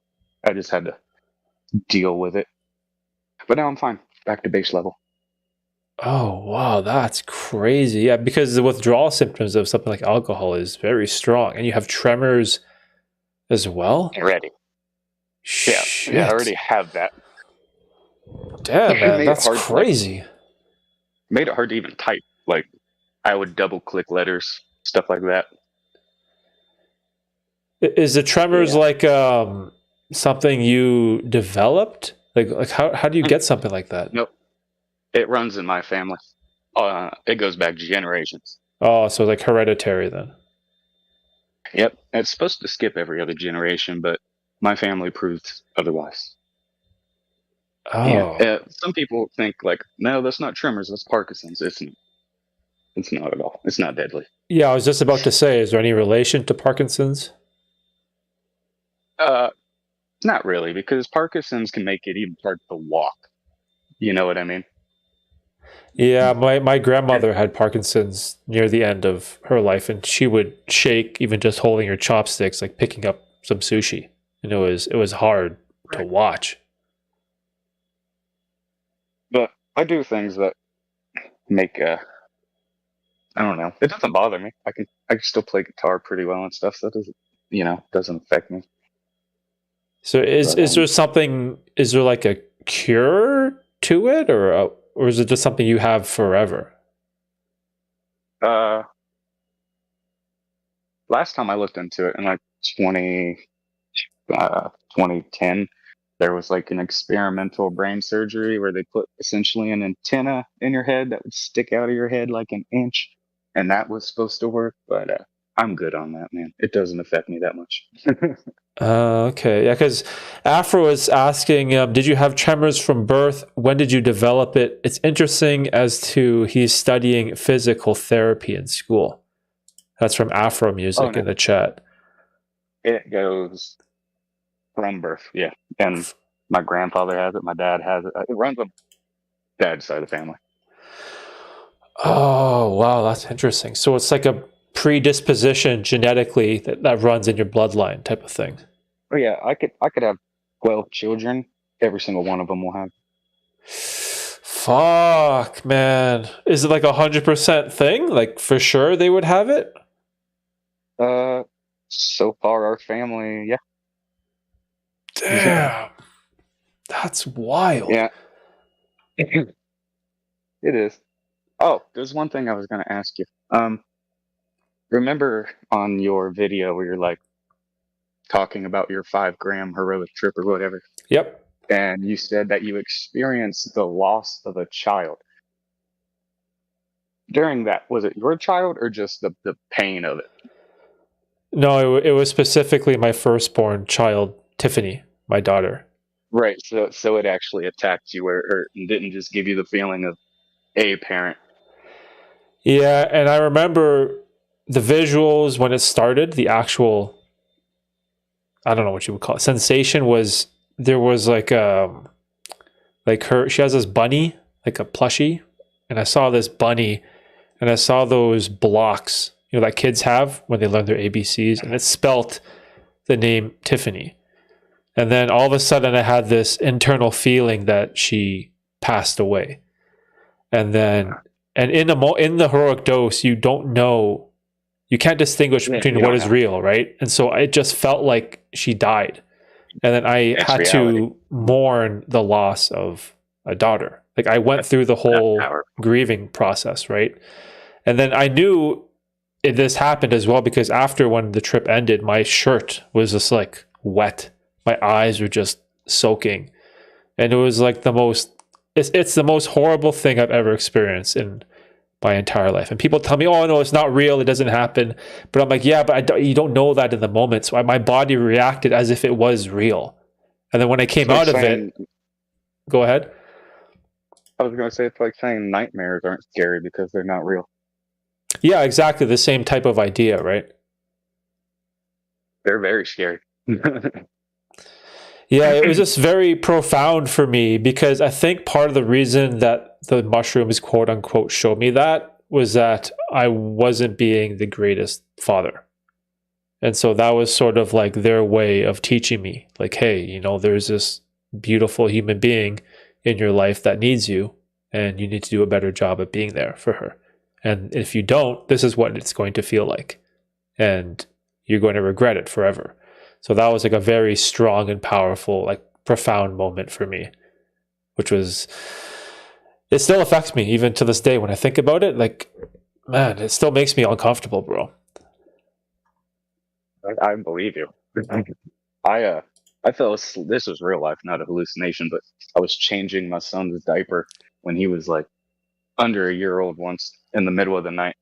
And I actually kind of started to fall asleep while changing him. And I woke up and it scared the hell out of me because I was like, anything could have happened. I could have fell over on him. I mean, he was in his bed. I would have just fallen on the floor. But the, what if I was holding him and fell asleep? Even that right there, thinking of it, makes still gives me anxiety. So I could only imagine. Yeah, man, Do you think it's hard, dude. It's tough. Do you think mushrooms make you their friend and give you a sense of security over multiple trips before they give you a bad trip? Oh, wow. That's an interesting question. A sense of security and making me my friend. Oh my God. I guess it would maybe depend on the dose. I don't know. That's such an interesting question. Because I've had all positive trips. Like, there's been nothing terrifying pre-heroic. Like 1 gram, 1.5, 2, 2.5, 3. Like that whole range, it's been very pleasant. And it doesn't get really dark and terrifying until I go into the upper echelon of dosages. I do remember on my 8-gram trip, there was a point in the first couple hours where I was like picturing I was in a movie theater, kind of. I was picturing this, and the back of my eyelids were the movie screen. I like doing it on shrooms. And Fuck. it was like a Western or something. And then all of a sudden, the lines behind my eyes turned into like, imagine the 3-headed dog from Harry Potter, except way more heads. And they started snapping at me. But I didn't freak out. I was like, no, we're going to have none of this. And then they just vanished and turned back into like whatever I was watching. It was weird. Damn, that dude, that's crazy. Holy shit. I still can't get over the dosage that you can handle. That's like mind-boggling to me. Me neither. It makes me jealous of people. Because, dude, I had 2 or 3 Heinekens last night with my cousins, and I was good, man. I was done after 3 beers. I was so buzzed. So bad. See, it seems like I seem like I'm like an acid too, because I've taken 5 hits of acid and then watched 3 people take one of the same cube squares of blotter paper, cut it in half, and then cut that half in half, and all 3 of them are like tripping balls, and I'm over here still on my computer typing, and yeah, Joe Rogan's head might be warping like Jimmy Neutron and going back and forth, but I'm still fine. Yeah. I don't know. That's awesome. That's cool, bro. Holy shit. Hey, man, do you have any more questions before we wrap it up and give the next person a shot? No. I'm gonna go watch Arthur and eat some dino nuggies with my son. There you go, It was good man. meeting you. That's beautiful. I appreciate you, bro. Enjoy the time with your son. All right, man. Take it easy. You too. All right, that was awesome. That was a great little chat with our buddy, Smart Mark. You guys enjoy that? What happened, Ray? Tell Mark I love his dog. Oh, dang. Sorry, dude.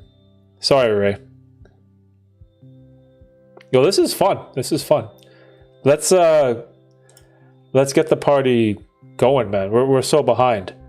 Ray, or you good to go? Or Martin? Who's ready? And Sugar Bear, how you doing, Sugar Bear? What's up? Welcome to the chaos. Melissa was good?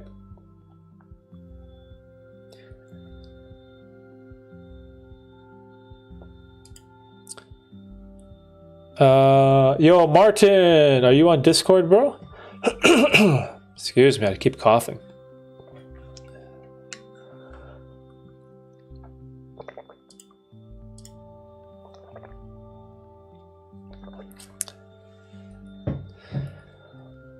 Okay, Martin, you're down. Hold on, let me give you.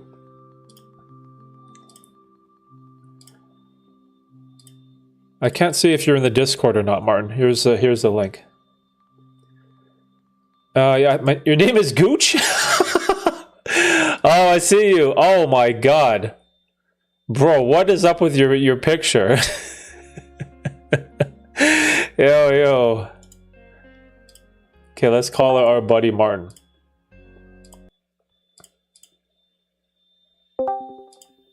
Yo, Yo, what's up, bro? you can hear me? Yeah, I can hear you. All good. How you been, man? Oh, I've been good, bro. I've been good.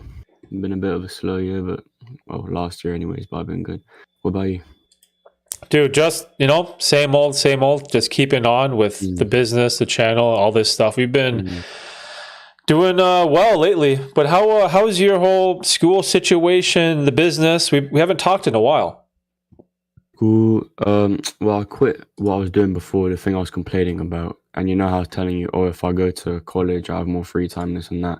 That's exactly what I did, and it's actually going pretty well. But the thing that made me really want to join this school is I see like something I've been looking into, and you literally have the perfect setup. And I need to tell you because like I would literally hate myself if I didn't. I see you've got like a personal brand going on. You got what 9,000 subscribers. Your name, like you are the face of the channel, and I see you pivoted from like more vast self-improvement content to niching it down to gambling, which I think is great.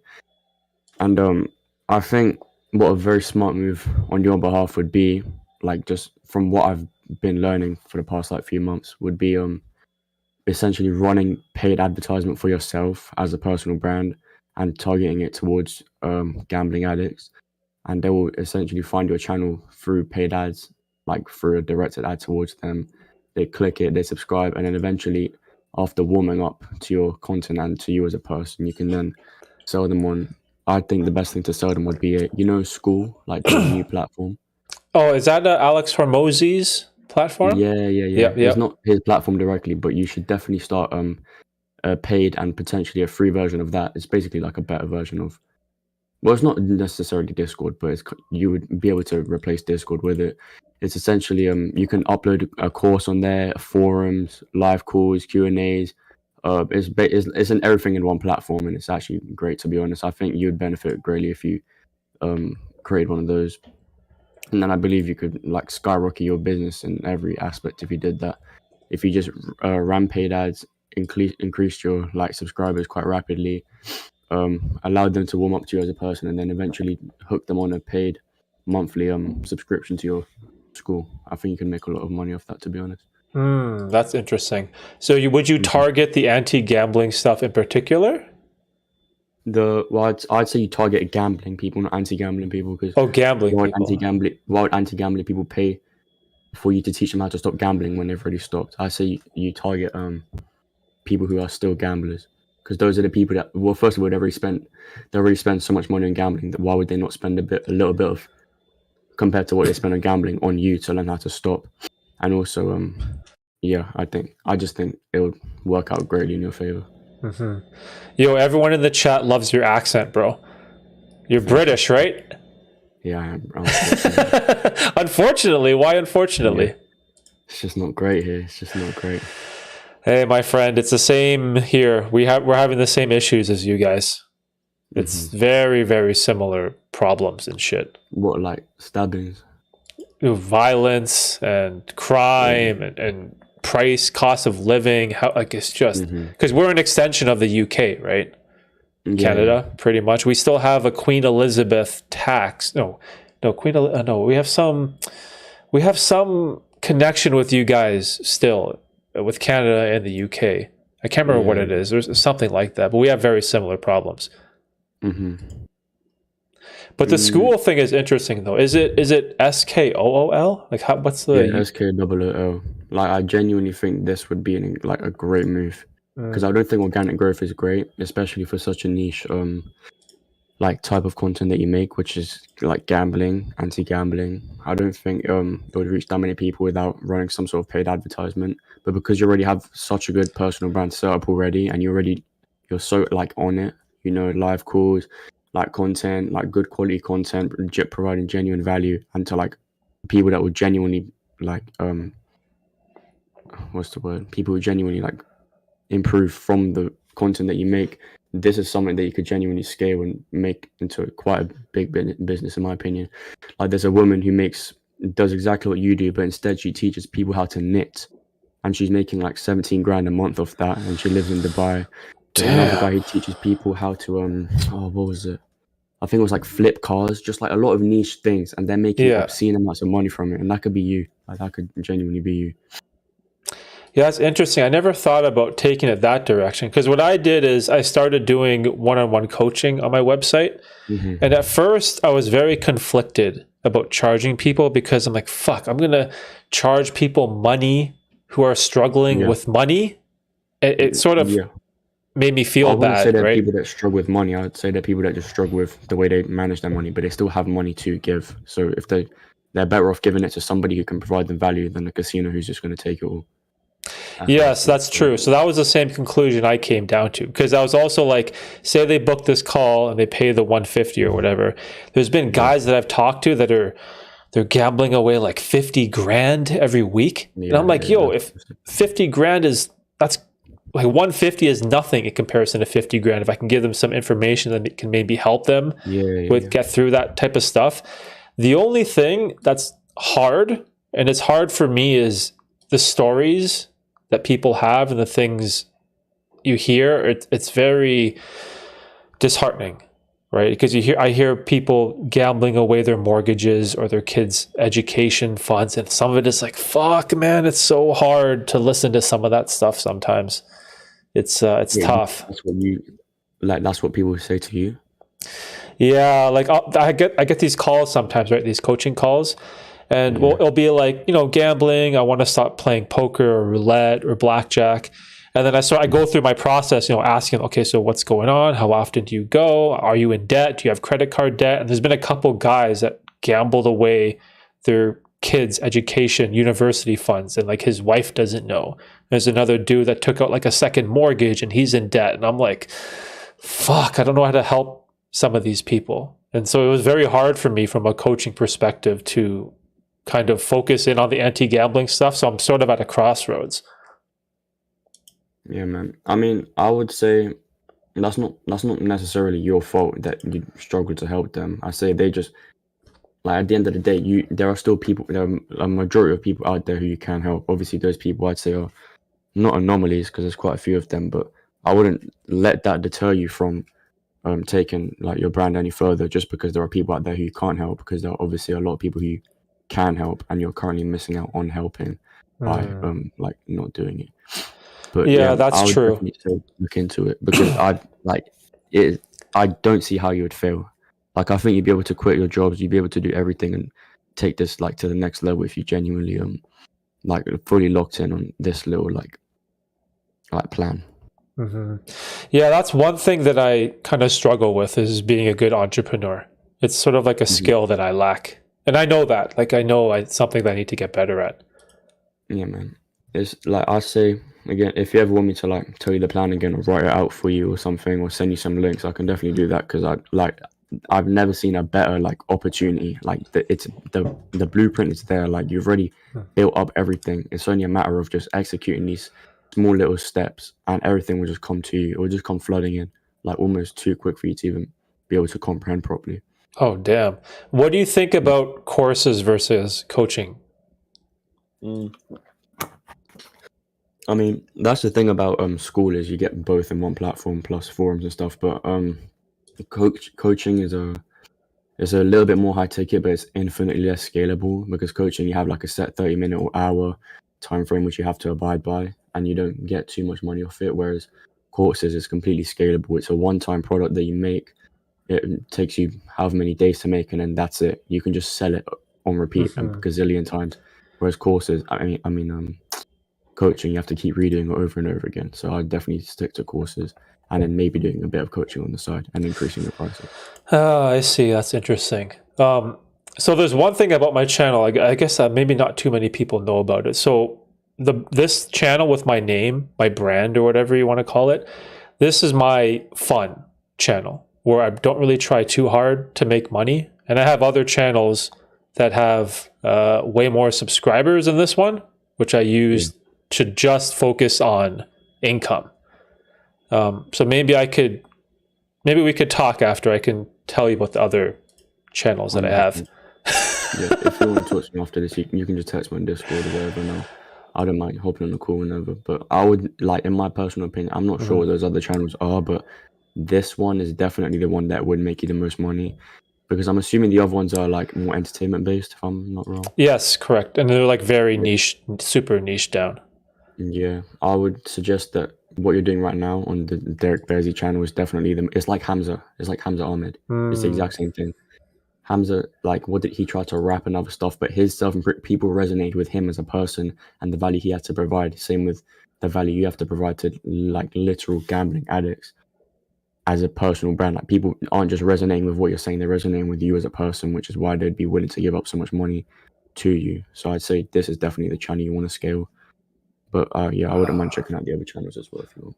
I don't see it as a bad thing. I feel like you see scaling this channel as a bad thing, if I'm not wrong, but I don't think it is. If anything, it's better because you're reaching out to more people and you're helping out more people. In a stream with 15 people, you're only helping out 15 people, but in a school or cause where you've got 1,000 people, or let's say 500, you're literally helping 500 gambling addicts stop through consistent, and they can help each other on the school platform through forums, and you can help them as well through calls and like the course that you're like, it's just infinitely better, like for literally everybody. It's a win-win on everybody's like side. Dude, that's why I miss talking to you, bro. This is giving me all these ideas. I always value your perspective, man. That's awesome. That's so cool. Well, I never really thought of it like that. Oh, the chat is saying, Forrest said, I could listen to you all day. Yo, they love your voice, bro. No way. I personally hate it. I do not like the British accent whatsoever. Oh, really? I don't think it sounds like... Maybe it's because you're just used to it, right? Yeah, that might be it. That actually might be it. That's so funny. Yeah, man, go ahead. I noticed since the last time we talked, you pivoted not only towards gambling, which makes sense to me, but also psychedelics. I don't really get that, because I don't think you were talking about that or doing it at all before when we were still talking. Yeah, so I had this pivot like maybe a little while ago where I wanted to focus a little bit more on gambling content and psychedelic content, because I only had like maybe two psychedelic videos on my channel and maybe like 3 gambling videos. And then all of a sudden I had this influx of like emails and comments where people asking me more about this stuff. And so I was like, okay, let me just take a little bit and try to talk about these 2 subjects, because 1, gambling, and 2, psychedelics are 2 subjects that I'm very passionate about, that they're enjoyable for me.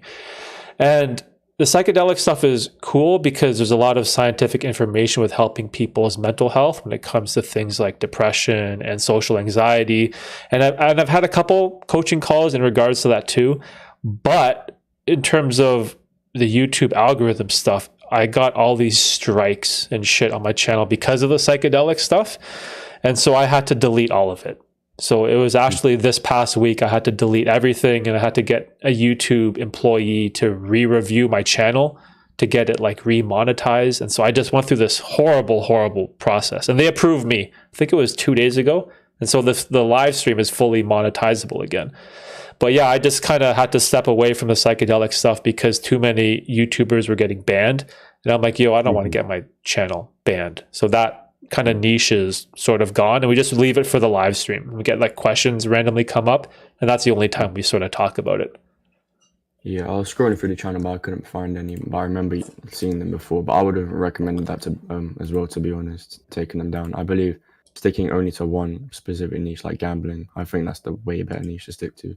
I believe it helps, like that it can provide a lot more value than just talking about, because with psychedelics you're only really talking about it, you're only really discussing with other people, whereas with gambling you're actually providing insight and like help to people that actually need help. But I don't, with psychedelics I don't see the point, to be honest. Yeah, the thing that sucked was the psychedelic educational information.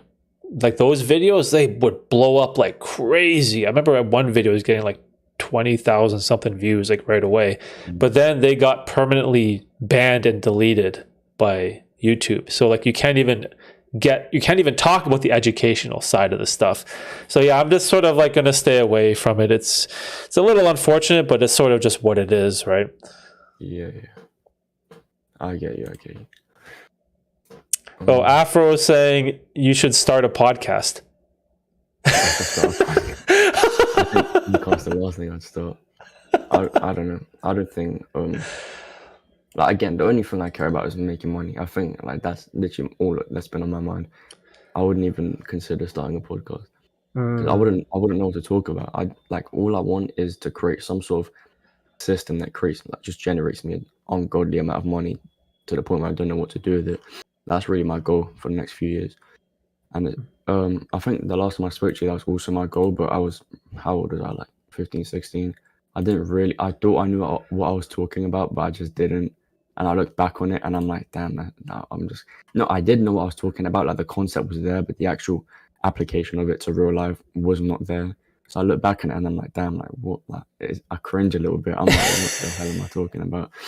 It's okay, bro. I cringe too at the stuff that I said, like even this last year. Like, but you grow, right? You grow, you learn, and you improve. If you don't, I think it's a bad sign if you don't. But you're more like of a pure entrepreneur. Like you have a passion for like business, is what I feel or get from you. I don't think it's a passion for business. I think it's just a passion for setting up my life in a certain way. So I guess that technically doesn't mean passionate about the business, but I'm more passionate about just the money coming in because like that's just all I want. Like I cannot bear the thought of just like waking up at 5 every morning. I can't. I really don't want to do that. I would feel like I lost. I feel like I lost that life after all because I was lucky enough to be born with YouTube. I was lucky enough to be recommended all these videos. Like if after all the influx of information I've been given over the past 2 years does not translate to me applying that and actually living the life that I want, I'll feel like I failed. Mm-hmm. You don't want to get stuck in that life of commuting to London to work a 9 to 5 at a job you hate and then commuting another hour back home, like that type of shit, right? No free time, no nothing. And at that point, I was talking to this about this with my friend. At that point, like all you're doing is working so you can afford the shelter that you're under, for you to only spend most of that time in that shelter unconscious, so then you can carry on working so you can go back to your shelter, which you spend being unconscious. Like it just makes no sense to me. It literally makes no sense to me. You have no free time, you're on a carousel. You're just going in a circle, right? It makes no sense to me whatsoever, especially if you're going to buy a house. Like on Instagram, the occasional time I open up my Instagram, I get these ads, right? And it's like, oh, how I saved for 5 years to afford this £400,000 house. And it's just the most dog shit house I've ever seen in my life. It's the most average British house. And she's talking about like, okay, so me and my husband for the last 5 years, we'd put a few hundred or a few like we put like £4,000 a year collectively into this lifetime or whatever it's called. And then the government also gives us another £1,000. And then after 5 years, I'm like, you lived the most dog shit life I've ever seen in my life. I look down on you and your husband as well. Like these people, so they went to university, they left at age like 21, and from 21 to 26, they lived with their parents, worked some shit job so they can just about save up enough money like little rats, just like scraping as much little coins as possible, putting it into this app so they could just about afford a down payment on a shit house. You're already like 30 years old at that point. Like, what is the point? I don't see the point of living personally, but I'd rather just create a system that brings me in so much money that I can literally do whatever I want, and then scale that and just provide for my family and just do whatever I want. Because if it's not that, then I don't see any other option, to be honest. I'd rather not live. Well, it's good because you're starting young, right? Because for me, for example, I do work a day job, and that's what I'm trying to run away from. Like that's what I'm trying to escape. And I believe you're very, very close. I believe in the next month, 2 months, you could be out. Trying, bro. Afro is asking, how old are you? I'm 17. Damn! Yo. See, this is what I mean. It's so crazy. The intellectual capacity you have as a 17-year-old blows my mind, guy. Holy fuck. I was an idiot when I was 17. All I But did was believe I watch got lucky. basketball. I definitely got lucky. Most people at this age are quite stupid. I only got lucky because, well, the way I was raised to be quite quiet. Like I was never allowed to go out. I was never allowed to go out by myself, you know. So I would hardly ever socialize with people. So I ended up spending most of my free hours either playing games or on YouTube. And obviously, for many years, that was just watching gaming videos or reaction videos or whatever. But eventually, I was lucky enough for the algorithm to to recommend me videos on, you know, finance and improvement and all this stuff. And I eventually, I'll call it injecting information. Like I was literally just injecting information into my brain, and I just became this completely different human over the span of a few years. And now I'm on track to essentially becoming better than everybody else. Like not even in a like bragging kind of way, just in an objective sort of standpoint. I'm on track to becoming better than everybody else, all thanks to the YouTube algorithm. So I can't really take credit as if I've done anything special when all I did was listen to other people because I was lucky enough to be given that information. So, yeah. You know what else I respect about you too is the dedication you have for the gym as well, right? It's not just you're just talking shit, but you also are putting in the work, like the hard physical work as well, right? Yeah. So how's the gym still? Is it good? It was going quite badly for a while. Not because I was inconsistent or anything. I've been consistent since I began. But the only thing I really struggle with is diet, because my whole life I think before I started gym, my average calorie intake was probably less than 2,000. It was probably like 1,300, like ridiculously Whoa, low. that's too low. Ridiculously, yeah. I was the skinniest, smallest, most malnourished. I believe that's a factor as to why I'm so short. Well, I'm like 5'8", but that's quite short to be honest. Especially because my dad's like 6'3", right? So I think Oh shit. me not eating enough is partially a factor towards that. But yeah, the gym was good, but I just really struggled with getting my calories in. But as of recently, it's been good. You know, I've put on like 4 kilos, so that's what, like 8 pounds or 9 pounds, something like that, in the past month. So it's only going up from here, to be honest. Yo, beast, bro, I love it. That's. I'm glad to hear that, man. Have you been? I'm pretty sure you do calisthenics now. Ah, dude, I want to go back to the gym so bad, but I have a 1-year-old and a 4-year-old, and I can't leave the house. So I have a gym in my garage. I have an incline bench, and I have adjustable dumbbells from 10 to 90, and I have a pull-up bar. But it's not the same. You know what I mean? It's like not the same as just going to a normal gym. So I try to get workouts in when I can, but it's mostly like pull-up, body weight squats. Wait, you said you had a pull-up bar, incline bench, and what else? And adjustable dumbbells. Wait, that's all you need, to be honest. That's honestly all you need. It's is the bench adjustable? Is it stuck on incline? No, it can go flat, it can go incline, it can go 90 degree. Yeah, that's perfect. That's all you need. I know. I'd say the only other thing you might want to get is either a belt, like to add on weight, or a vest to add on weight, like a calisthenics belt or calisthenics weight. I mean vest, because then you can start doing pull-ups weighted like I do, and then your pull-ups get stronger and you can progressively overload on your back. But that's all you need. You don't even need to go to the gym if you have that equipment at home.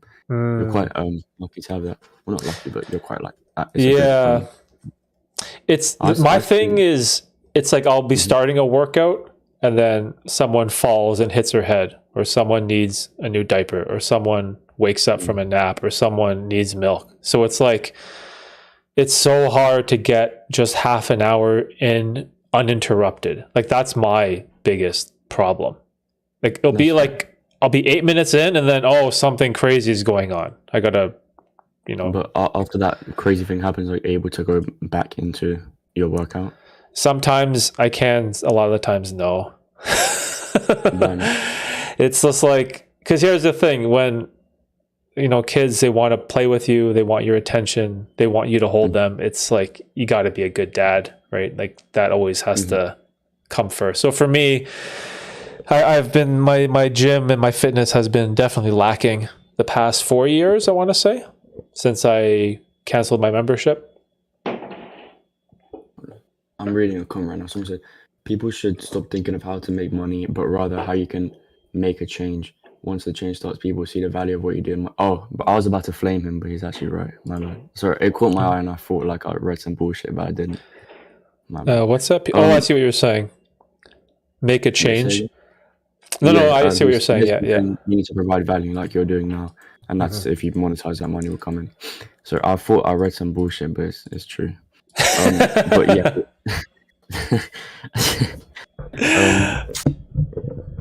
But yeah, I'd say definitely. I'm sure like even if the workouts are inconsistent throughout the day, you can definitely get all your exercises in, especially if you train with higher intensity.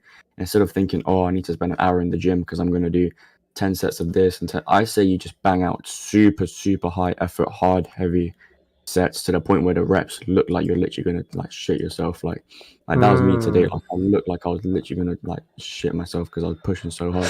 But the workout was quick because of that. I was probably in and out in 30 minutes. Just bang chest really quickly. I say you do the same, to be honest. Even if it's inconsistent, you'll definitely get all your like muscle growth done in that short amount of time. If you search up Mike Mensa, you don't have to listen to all of his advice because I don't agree on all of it, but the high intensity part is what. Who? Mike? How do you say his last name? I'll just type it in. Oh, Menser? Mm-hmm. Oh, the guy with the mustache? Yeah, I know that guy. He talks about doing one set per exercise. I wouldn't do that, but the principle of like literally trying your absolute best is what I have started doing, and it definitely works. Mm-hmm. All right, bro. Yeah. That's super cool. I loved it. Let's wrap this up so we can get the next person on. I really love talking to you again, Martin. I'll DM you after, and then we can continue this later. We can definitely talk because I see a lot of potential in you. Awesome. Appreciate it, bro. Thanks for coming on.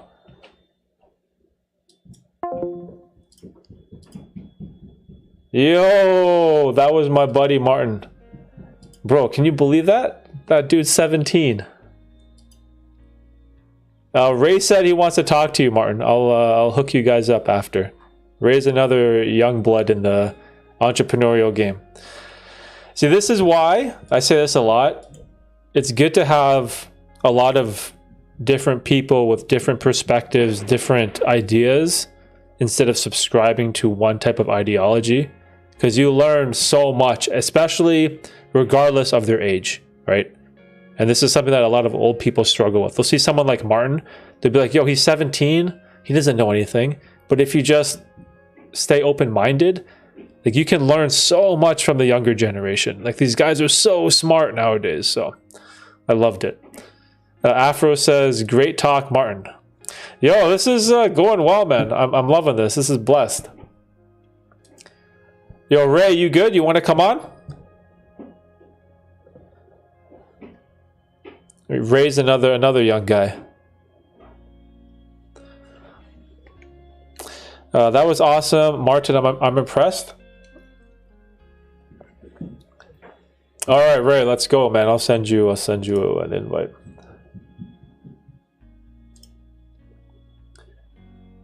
Where you at?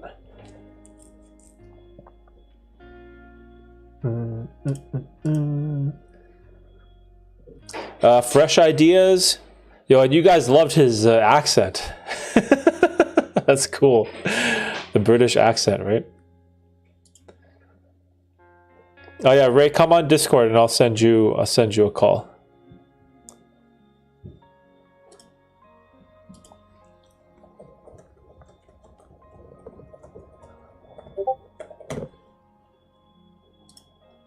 Bum, bum, bum. All right, Ray's on. Let's see if this works. Call in Ray. Call in Ray.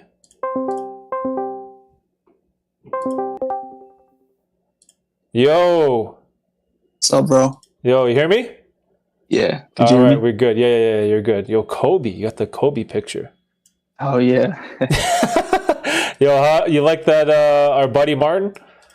Yeah, bro. I liked him. I liked hearing what he said. He reminds me of my friend, actually. His name's Zeno, and he lives in the UK. He has the same accent, too. Oh, really? And they're like the same age. Yeah, it tripped me out. So. Oh, that's hilarious. They're similar too in like in their mindsets. So it was cool hearing what he had to say. Definitely has a lot of potential. You know what I really like about talking to guys like that, especially, and you might know this, but there's some people in the entrepreneurial business space that are very direct and blunt and sort of cutthroat, and they believe very strongly in their ideas, and they're not afraid to tell you when they disagree with you. I think that is so valuable to have friends like that and not just be surrounded with like yes men. You know what I mean? Yeah, definitely. Because then you learn, right? What's that? Yeah. I have a friend that tells me the same thing. Like he's probably like one of my only realist friends. He's like the one that's like always pushing me, and he, we have like a lot of debates about certain things, and like it really just like opens my mind because I'm able to reflect on what we talked about and just the stuff that he disagreed with me, and it helps me grow. So yeah, I agree with what you're saying. Mm-hmm. Yeah, and it's because also if no one is there to give you a differing opinion or perspective, you start to have this false sense of belief that everything that you do or know is correct. And that is such a trap when you fall victim to arrogance and you believe that you know everything. That's something that I used to have a lot of problems with because no one ever told me I was wrong. No one ever challenged my ideas.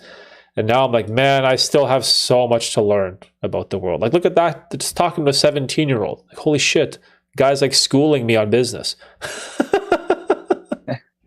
I was actually going to ask you a question.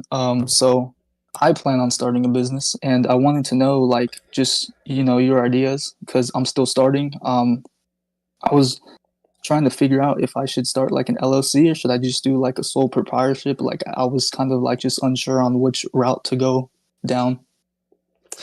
Okay, so definitely when I started, I was a sole proprietorship at first. So LLC, you have the benefit of sheltering your revenue, right?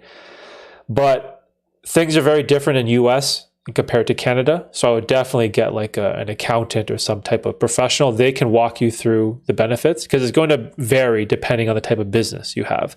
Like say for me, for example, like I pay for video editing software. I pay for the music on the live streams. I have a video editor that I pay sometimes. Like there's all these expenses that I have, right? So it may make sense depending on your type of business you're going to open, but definitely talk to some type of accounting professional, tax professional first, right? Okay. It's just going to be like I'm going to start off with like just homemade products, just in the health and wellness, just, health products. But so it's going to be like skincare, it's probably going to be some soaps, some shampoos, so I wasn't really too sure if like you need to if I have to have like an LLC or if I could just do like a sole proprietorship. I wasn't really too sure yet. So I'm just still trying to, figure all that stuff out and then learn. You know what? The most important thing in a business is just starting and don't worry about all that other shit. And one of the biggest lessons that this is surprising, but I learned this amazing business lesson from Andrew Tate, believe it or not. But basically what a business is one thing. It's money in. That's all it is. Do you have money in? If the answer to that question is yes, then you have a business. So first, figure that out first, right? It doesn't, like, don't buy some warehouse with product and stock and you get a website that sells shit. Like, is the money coming in, yes or no? If the answer is yes, then you have a business. And then you can figure out all that other shit, right? So what I normally tell people is don't get caught up in all this, like all these other mundane, minute details. Or should I have an LLC? Should I be a sole proprietorship? Do I need a warehouse? Do I need to do drop shipping? Like, fuck all that. Just start something and figure out like what can you do that brings money in, because that's what a real business is. And then after that, once you have that, then you can figure out what to do with the rest of the stuff. Or else you get caught up in that paralysis by analysis, and then you end up just doing nothing, right? So just go and start, and then you'll figure it out. Yeah. Okay. And the other thing too is where you start now is going to be completely different than where you end up. And I tell people this all the time, right? I was doing fitness. I wanted to be a personal trainer. I was doing like videography gigs.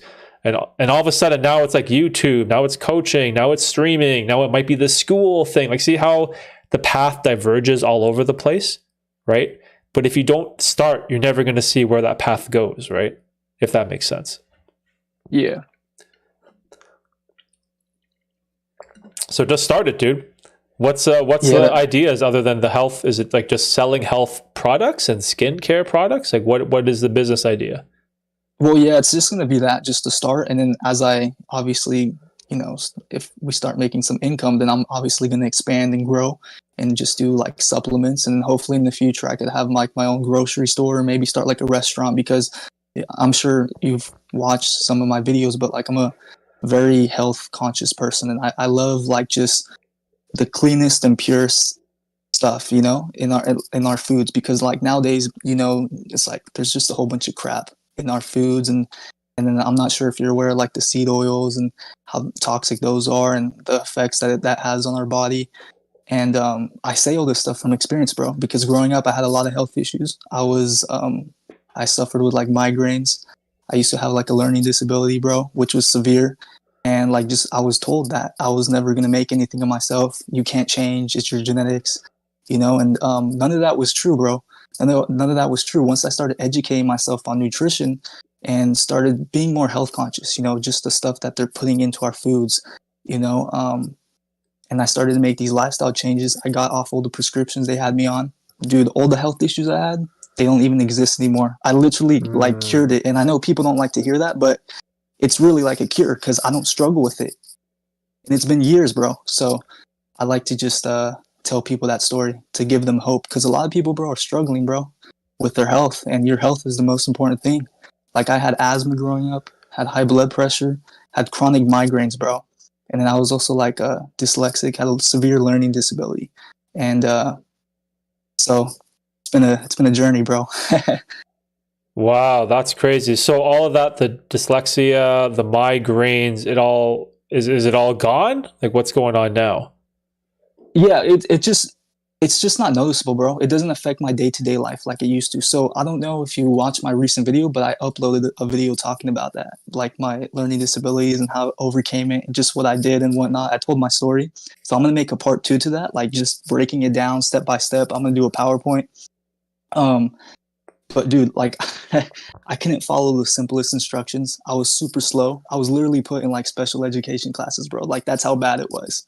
And so my outlet to all of this, bro, just, struggling growing up, is I played basketball, I played sports, right? That's what I was really good at. I was athletic. I could dunk at as a senior in high school, I was already dunking at 5'9". And so as I started to, go up, the higher levels in basketball, you go up to the high school. It's just a different level compared to like just playing regular basketball and like for a regular rec league, right? It's just different. And I literally remember, bro, my junior year in high school, because I was on varsity. I was one of the best players on that team, bro. I was a good shooter, I was fast, athletic, everything. But the only reason why I didn't get that many minutes, was because I didn't know the plays, bro. I didn't know the assignments. It was because of my learning disability, bro. And like that. Wow. Fuck. And if you look at it, bro, think of it from this perspective, bro. Think of how I felt. I felt scared, bro, because I was like, fuck, dude, I'm going to leave high school in 2 years. If I can't even follow some simple ass shit, dude, how the fuck am I going to survive in the real world? How am I going to be able to to hold a job? And like growing up, bro, all the teachers used to tell me like, you're dumb, stupid, and retarded. They used to tell me people like you who have the learning disability that you have, they don't make anything of themselves. They don't graduate high school on time. They don't get a career. So it's like, dude, like just think of that, bro. So to see how much I've changed, bro, it's like, it's just trippy. And none of that was true. I just had to start making some mindset shifts. I started, making lifestyle changes, and that's what changed everything, bro. The most important thing was just changing my diet, making lifestyle changes, detoxing, and just, yeah. So it's been a lot. It's been a long journey. Yeah, man, that's crazy, especially in America. Like America needs this probably the most when it comes to food and nutrition. Like when I go to Canada is not much better, right? We have the same addiction to fast food and sugar as you guys. But what I find amazing is the proportion sizes you guys have. Because over here we'll have small, medium, and large, right? I go to the US and I'll order a medium, right? And that's the equivalent of like the Canadian large. And I'm like, wait, what the hell is this? So then when I get something in the US that's large, it's like a size that we don't even have here. It's ridiculous. And on top of that, it's like foods that are fried, processed, deep fried, full of sugar. Like, god damn. Like, no wonder there's so many people on medication and sick and just bedridden and just horrible, right? Like, your diet is huge when it comes to your health and energy and well-being, right? Yeah. Yeah, it's crazy. Yeah, another thing I was going to say too is like a lot of the diseases and stuff that's going around right now, what's like normal, like for example, like obesity and like there's what do people have nowadays? Cancer's on the rise.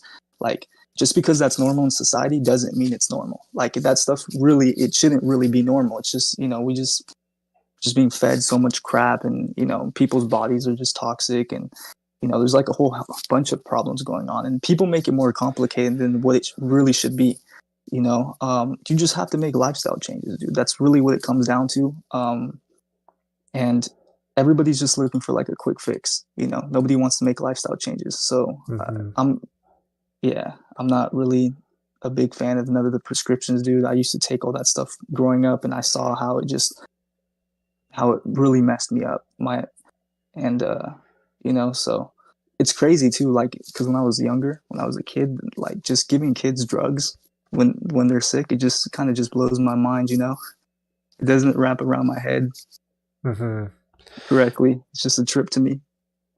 You know what else is kind of scary is that if me and you or someone on YouTube has a conversation about eat healthy, exercise, lose weight, then all of a sudden you get labeled as someone who's fat phobic or you're fat shaming people. And that is such a dangerous perspective to have because people will say things like, oh, it's okay to be obese. It's okay to be overweight. Love your body. Don't care what other people say. You should do you. But it's scientifically proven it's not good to be overweight and obese. Your risk of heart attack, diabetes, hypertension, all these horrible life-threatening illnesses are all precursors because of things like just eating too much, right? Being a glutton, having a caloric surplus, being obese. But then that gets labeled as you're a bigot or you're a fat shamer or something. Yeah. So that's one thing that you have to be very careful of because I used to make content centered around, my workout routines. And I used to have like my meal plans and how many calories I ate in a day. And you get all these crazy people will say things like, oh, you're promoting some type of toxic body shit or something like that. And I'm just like, what is going on? We can't even talk about like trying to help people lose weight and get healthy anymore. Now it's like a toxic thing to talk about. So that's one thing in that industry that you have to be very cognizant of. It's scary, man. It's really scary. Yeah. I also think too that the word, like the definition healthy or being healthy, I think it's tainted. I don't really think people understand, like everyone has like a different definition for it. Cause I've asked people like, hey, like people tell me all the time, yeah, I eat healthy and whatnot. I'm like, okay, cool. What do you eat? And they're like, oh, I eat McDonald's. I eat, a lot of frozen food, processed foods, and I'm like, what the hell? Like, what do you mean that's healthy? But, from their perspective, they probably look at it as like, oh, everybody eats this way, so it's it's normal, it's healthy, it's fine, So I think, in a sense too, that the word, the definition, being healthy, living healthy, it's just tainted. Like everyone has like a different definition for it, That's an interesting point because my definition of healthy food is, when you go to the grocery store, there's like that section called the produce section. That's what I think is healthy. Food that's not in boxes. It's like the real food that's in that back corner of the store, like that grows out of the ground. That doesn't come in this blue box of, I don't know, Oreo cookies or some shit. You know what I mean? But it's the same thing. People will be like, oh, I'm eating a McChicken, it's high in protein. Maybe for them, that's their definition of eating healthy. I don't know. Yeah. It's just fucking crazy, right? Because that shit is so processed. Yeah. Same thing with like I don't know if you consume this, but I don't really it like the veggie burgers, like what's that company that makes that? Beyond Meat, isn't that bad for yeah, you? dude, that stuff's horrible. Like it's like so Impossible processed, and meat. they have it's like Beyond Meat or something like that. They have like a whole bunch of seed oils in there and like soy and all this other crap. Whereas regular meat, if you get grass-fed, grass-finished beef, which is like the meat that you should tend to go for, it's like the highest quality meat that you could consume. It's like, dude, that's way better for you than this freaking veggie burger that they have on the market, you know? And have you ever tried grass-fed meat or anything? I don't know if you guys, I'm sure you guys have in Canada. Yeah, I have. It's just it's expensive. Yeah, it's expensive. Yeah, that's it's fucking the thing. expensive, dude. Holy Yeah, that's shit. the thing. That's another thing too, dude. Like with the lifestyle that I live, like it's just it definitely adds up. So I eat pretty strict and pretty clean, like a lot of raw products. I think you saw it, like raw milk and raw kefir and a lot of organic foods, and you know, I like to do like beef liver and meat in general, but it has to be like grass fed, 100% grass fed and finished beef, and so that's my optimal diet. That's what's helped me. Yeah, if you look up the nutrient profile of beef liver, it's unbelievable. Like, yeah, I actually ate some shit like an hour ago.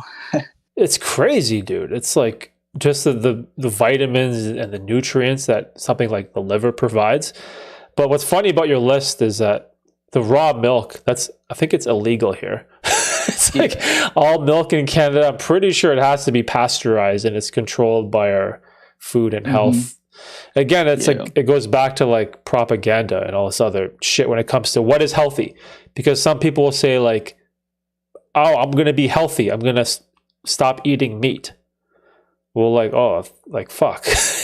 Like for some people, that is their definition of healthy, right? And I don't know, maybe they don't process meat well, but I think the better idea is, well, what is processed versus non-processed? I think that is more of a better scope to gauge what is healthy or what is unhealthy, right? Because if you're having grass-finished beef or organic eggs from a farm where the chickens are cannibalizing corn or that shitty feed, that's really good, healthy protein sources, right? But if someone sees that as, oh, that's meat or animal products, so that's unhealthy, and then they eat that Beyond Meat burger, they're actually not doing what's healthy, right? Yeah, it's not. Yeah, it's like it's deceiving, bro. Yeah, and it's all marketing too. So, yeah, I've just I never really understood why people would choose to eat that than regular meat. But I used to be vegan once too, but honestly, it didn't really have like a good effect on me. Oh, really? You used to be like hardcore vegan? I did it for like 3-4 months, bro. And like the first couple months, it was definitely like, yeah, I felt good. I felt a difference. But then after a while, I could tell like I was starting to get like lose some nutrients and whatnot, and just felt like fatigued. Yeah, the vegan diet's a tough one. So I've had a lot of conversations with vegans, and I've actively had a couple vegan people on my podcast in the past, and it's because there is this disagreement in beliefs. And so I like to talk to those people, right, to find out what they're about. And so whenever I talk to vegans and they bring up the animal, about like say animal cruelty, right? They just don't want to consume animals. They don't want to be part of that anyway. Like, okay, I totally understand that sentiment. But when it comes to like nutrition, if you're not eating animal products, like are you supplementing things like iron and B12 and all these essential supplements, or like even like the protein you're getting? This it's so important, right? The type of nutrition that you're lacking on something like a vegan diet.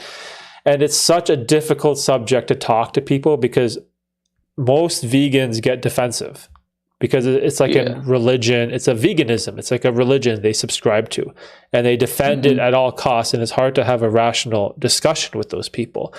But so I'm always trying to be very careful when I talk about this subject, because so many people get so offended when it comes to anything related to veganism or vegetarian, or you know what I mean?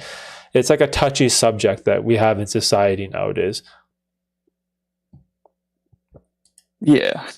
So this is another question that I wanted to ask you. It's you think when I make psychedelic videos on my channel, you think they'll get like, obviously I'm not like monetized or anything like that, but you think they'll get like flagged or something for like promoting narcotics? Because I'll be honest with you, I had a video it was on my other channel. I posted like a video of me eating mushrooms straight up. Like, you know, you seen that video of Mike Tyson eating it on the podcast with Logan Paul? I did that in the video, and they got like it was up for like 30 days, and I think someone reported it, and then YouTube finally took the video down, and they said I was promoting narcotics. So I'm wondering that when I start uploading these new videos, if that's going to happen again. So I just wanted to hear like your insights or what you think. It's tough. So when it comes to YouTube, I always tell this to new creators, current creators. If you want to be a YouTuber, and if you want to make YouTube videos, you have to play by YouTube's rules, right? If you don't want to, go to Rumble, go to Kick, or go to any of these other platforms, right? You have to understand that coming in, right? And YouTube has rules against psychedelics. They have rules against showing kids. They have rules in regards to censorship, swearing. There's lots of rules, right? And so I try to be very honest with myself, and I'm like, okay, if this is something that YouTube doesn't like, either I need to get out of here, go to a different platform, or I need to play by the rules. And so with the psychedelic stuff, it is open to their interpretation. So even though you are not promoting, selling, or glorifying the use of psychedelics, narcotics, or illegal substances, that doesn't mean they won't misconstrue it in a different way and count it against you. And so in my opinion, unless your whole channel is going to be centered around the psychedelic niche, maybe don't post too much content about it, or maybe just share like your one story talking about what you experienced, something like that. But I would strongly advise, especially nowadays with what's been going on these past 2 weeks, it's almost not worth it. You know what I mean? Yeah. Like the risks, there's so much risk, and it outweighs the possible benefits, right? So I would just take that into consideration, right? It all depends on where you want to go long term with your channel. Yeah, because I want to do some like 5-gram trips or like 4 or 5-gram trips at the beach once it starts getting nice out here in Cali. Because I feel like that's like a vlog, you know, just a day tripping at the beach or something. And honestly, dude, how I see it is I don't really have anything to lose because I don't really have like subscribers or anything. So if they delete my channel, I can just like re-upload my videos, you know, or whatever. It'll be cool. But yeah, from like, you know what happened to Tales of the Trip or whatever it's called, like to have that many subscribers and to lose all that, like, dude, that's just tough. That sucks, you know. But I kind of feel like I have nothing to lose in the sense, you know. Yeah, it's hard. Your main goal, to be honest, is make your first shitty 50 videos, because it doesn't matter what you do. In the very beginning, you have no idea how to make a good YouTube video. You have to learn about lighting, camera angles, lenses, the way you speak and enunciate words. Like there's so much that goes into a YouTube video. And so just keep hitting record and just keep going. Just keep posting. Make your first 50 shitty YouTube videos. And as you go, just try to figure out one thing. Like, oh, maybe I'll stand in front of the window and try daylight. Or maybe I'll put my mouth closer to the microphone. Or maybe I'll turn off the fan or the air conditioning in my house to help improve the audio. You know what I mean? Just every video, try to improve a little bit on one thing. Don't try to do everything all at once. If you're going to try to figure out thumbnails, title, description, sound design, color grading all at the same time, it's just not possible. It's just too much that you have to learn. So the best advice is to just go and create and post and just move on to the next one. And say if you want to do a trip report, do a trip report. If you want to do a vlog at the beach, do a vlog at the beach, a grocery haul, like whatever. Just figure it out as you go. And then once you get to video like 50 or 60, hopefully you'll have a lot better understanding of the type of content you want to make. And not only that, you'll be a much better speaker. You're going to be more comfortable in front of the camera. It's not going to feel strange because in the beginning, you're talking to like a piece of plastic, right? Like you're looking into this circular abyss, and it's so awkward because then you pause and you're like, I don't know what to do. I'll edit it out, and you'll get more comfortable as the videos go on, right? Yeah. So what camera do you use? Because I'm gonna be honest, dude, this is like one of my issues as like a newbie starting a channel is like, bro, I'll record videos on my phone, and then it'll like stop the video because it says, oh, not enough storage because I'm recording off an iPhone, and that just pisses me off because it messes with like the whole flow. Because when you get in that flow state and you're just speaking and everything's going well and you're not like awkward in front of the camera, and then all of a sudden the video just stops because you don't have enough storage. It's like, dude, that just messes. It just like, oh my god, it's so annoying. Yeah, so there's a common misconception when it comes to YouTube and gear. You don't need to buy the latest like a Sony camera, I don't know, a Fuji camera, a Canon. Like, you don't need any of that shit. If I'm being honest, a phone is more than enough, because the most important part about a YouTube video is not the picture quality. It is the information and the sound of the audio. Because if the information is good and the audio is okay, people are willing to put up with shitty video quality, right? But if the video quality is like this amazing, super sharp 4K, but the information is shit or the sound is terrible, no one's going to watch it, right? Yeah. So you have to get into your head that I have to have this super well-polished 4K video footage. No, it's wrong. You want to have the best sounding audio as possible, and the information in the video needs to be good. And you have to get out of this trap of thinking, oh, if I buy this Canon RX whatever camera, it's going to make me a good YouTuber. No, it won't. It won't. You don't need any of that stuff. What you need is some type of lighting source in front of your face and audio that isn't destroyed by the wind or the fan or some dog barking or someone cutting their grass, right? As long as you get that right, that is so much more important. And I know this because my best friend is a full-time videographer, has a YouTube channel, super successful, has the Sony A7 III, Sony A7 IV, all this like top tier amazing gear. And then he works for the NBA. And you know what he uses? He uses his phone. He doesn't even use that high quality gear anymore. Even the NBA, the National Basketball Association, flew him out to the midseason tournament game, and they got him to make content, and they wanted him to use his phone. Right? So you do not need a camera. It is not a barrier to entry to start YouTube anymore. Our phones are so good. All you got to figure out is half decent lighting and get your mouth as close as you can to the microphone. Like this. See this? This is a perfect example. This mic looks like shit. It's like this stupid arm, this giant thing in front of my face, but it gets the best possible audio that I can for the stream. And do you think the people in this stream won't watch the stream because I have this stupid pole in front of me? No, they come here for the information and the audio, right? So that's the keys for you in the beginning. Don't get trapped by the camera gear stuff. It's a huge trap, my friend. Okay. All right. That was good to hear for sure. I was gonna ask you another question too. It's yeah, sure. Joe Go ahead. Rogan question. Oh, okay. Have you tried DMT before? It's on my list. So the answer is no. I've never dimethyltryptamine, right? Yeah, dimethyltryptamine. No, never tried it. What do you think of it? Like, what are your thoughts? So here's one thing about me. I'm very hesitant to share my thoughts on something I don't know anything about. And this is why I haven't really shared my opinion much on Russia and Ukraine or Israel, Palestine, or something like DMT. I've never tried it. I have no personal experience. So I feel like I probably shouldn't share my opinion because it's a nonsensical one. Because I don't know anything about it, to be honest. I literally know nothing. Okay. How about you? What's your opinion on it?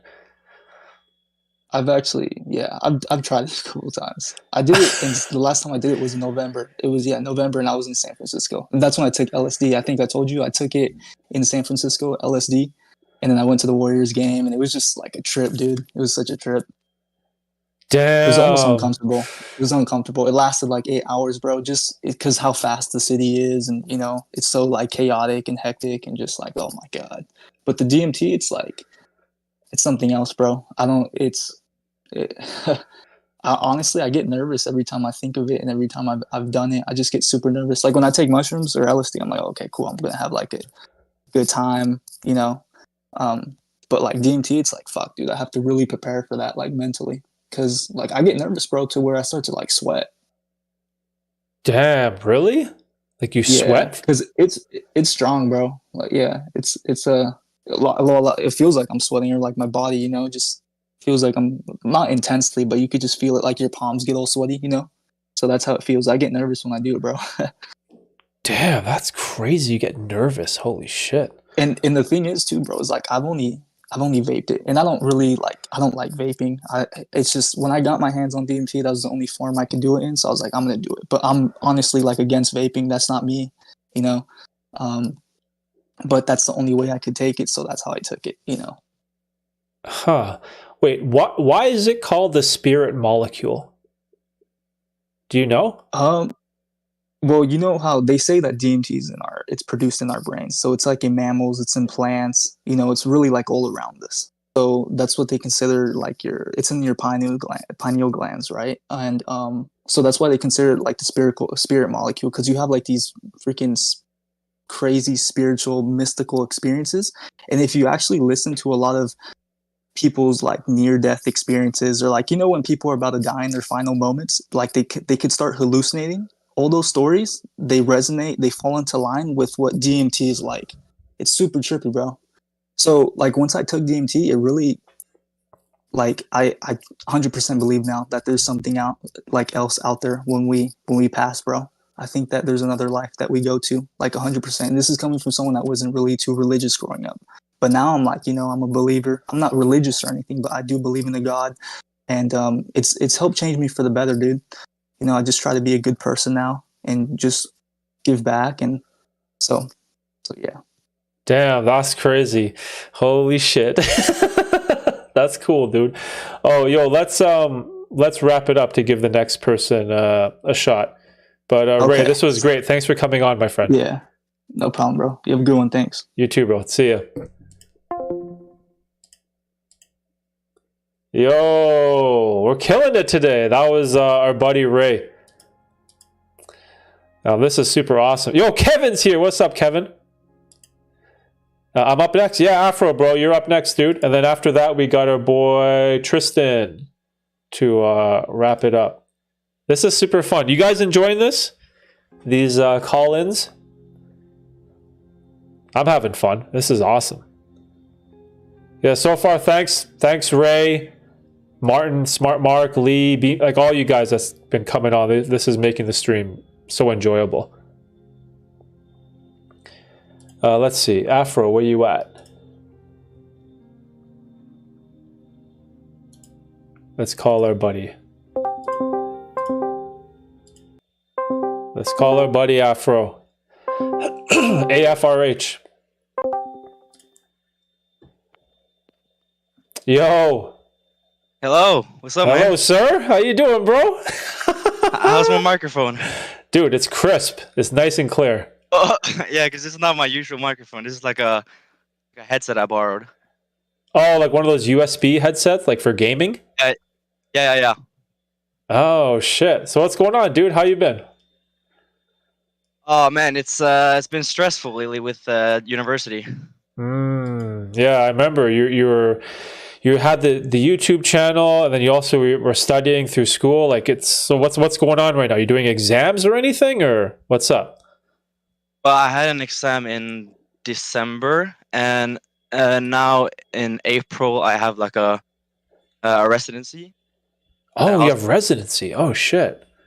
Yeah, it's a 6-week residency just for like the practical practice. Oh, and you're in doing something with, is it like some type of physical education? Yeah, physiotherapy. Physiotherapy. Yeah. So how much longer do you have left in the program or course? Well, it's a 3-year bachelor. So I'm in my 2nd year now, so I have like 1.5 years left, and then there's like a 1-year residency with I think 90% pay or something. Yo, that's good. Like a certified physio. Yo, that's good, man. Shit, 90% pay in the residency? Yeah, it used to be like 60 or 70%. Oh, that's sick, because then you're going to get work experience at the same time. Yeah. Yo, I'm excited for you, bro. And then, wait, so when you finish, what's the plan? Do you have any plans or goals with the YouTube channel or with, like your bachelor's degree? Like, what are you gonna do in the future? Well, for me, the YouTube channel is kind of like as of now, it's a hobby. It's like a side quest. I've got it monetized, so I can make a little bit of money, and that's fine. I would love to do music like full time, but it's I have to kind of be realistic because if I want to do YouTube full time, I have to go in 100%, and I can't do that while I'm studying. Okay, I see. Yeah, dude, music is tough, man. It's such like a hard industry to break through to do as a professional Yeah, of career. course. And it's not super easy. I can't pump out a video every week or every 3 days because if I'm gonna publish something, it's gonna be something that I'm really happy with, and that's not easy. Being my biggest critique, I probably delete like 60-70% of everything I work on. Oh, wow, really? Yeah. Because it's not up to your standard? Yeah. Well, yeah, that's probably why. Because I'm super self-critical, and maybe I can maybe I can work on something for like an hour or two, and it's just not turning out how I want it to be. So I'll just end up deleting it. Oh, damn. So like you don't want to put out anything that's shit, basically. Yeah, basically. Yeah, I have that too. I don't know what you call it, but it's like a passion almost for any type of work I do. I don't want to release something where people can see that I was lazy or that I half-assed it or it wasn't as good as my last project. It sort of makes me feel bad, right? It makes me feel like I'm cheating my audience almost. Yeah, definitely. I feel that too. But damn, man, deleting like 60% of your projects or whatever, that's a lot, don't you think?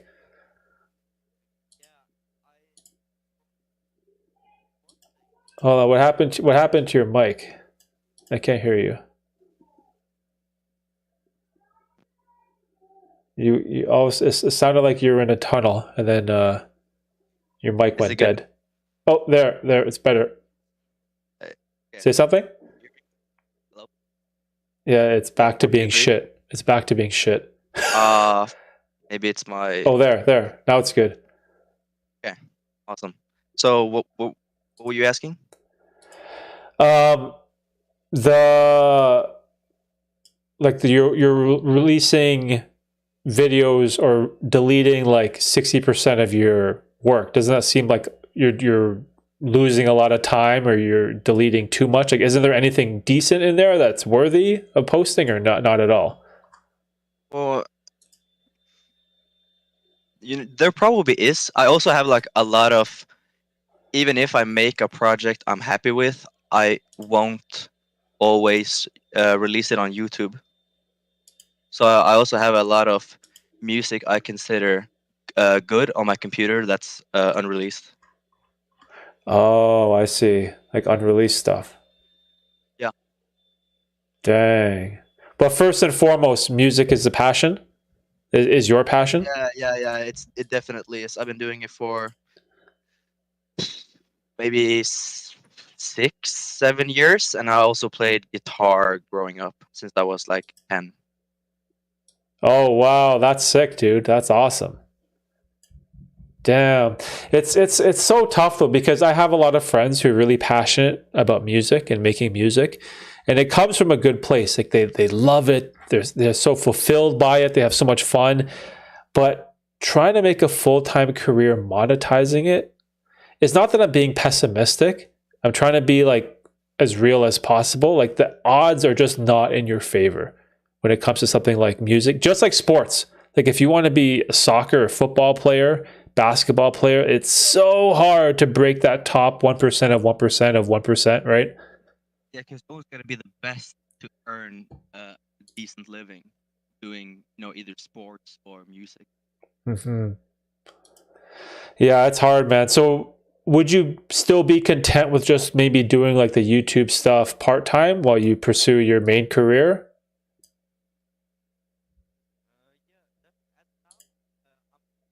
Oh, I can't hear you again. It sounds like you're talking from a faraway land. Sounds like a whisper.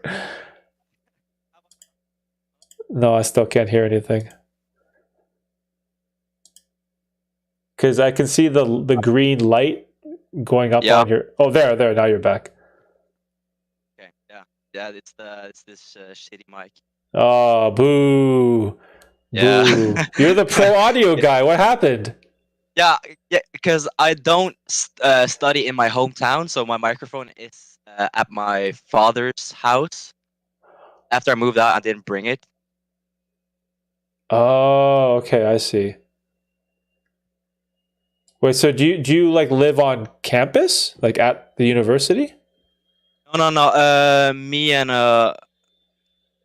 no, I rent like a private apartment. Oh, okay, like that's close to school. Yeah, it's like, well, it's if you drive, it's probably like 15 minutes away. Oh, that's not bad. That's pretty close. Yeah. So I lived somewhere else in my first year, and then I got to know a guy in my class really well, and now we live together now as roommates. Oh, dude, that's perfect. Then you can split like the rent and stuff like that, right? Yeah. It's not that expensive. It's still expensive, but no, we can manage. Mm-hmm. Dude, you just appreciate it. Appreciate these times, because I remember when I was in university, I was just like, "What the fuck is this?" I was just so overwhelmed by everything, and all of a sudden, that time in my life, like it flew by so fast. Because it's hard. You're gonna think about your schoolwork, your exams, your friends. Partying is another big thing, right? It's tough, man. But gotta enjoy the process still, right?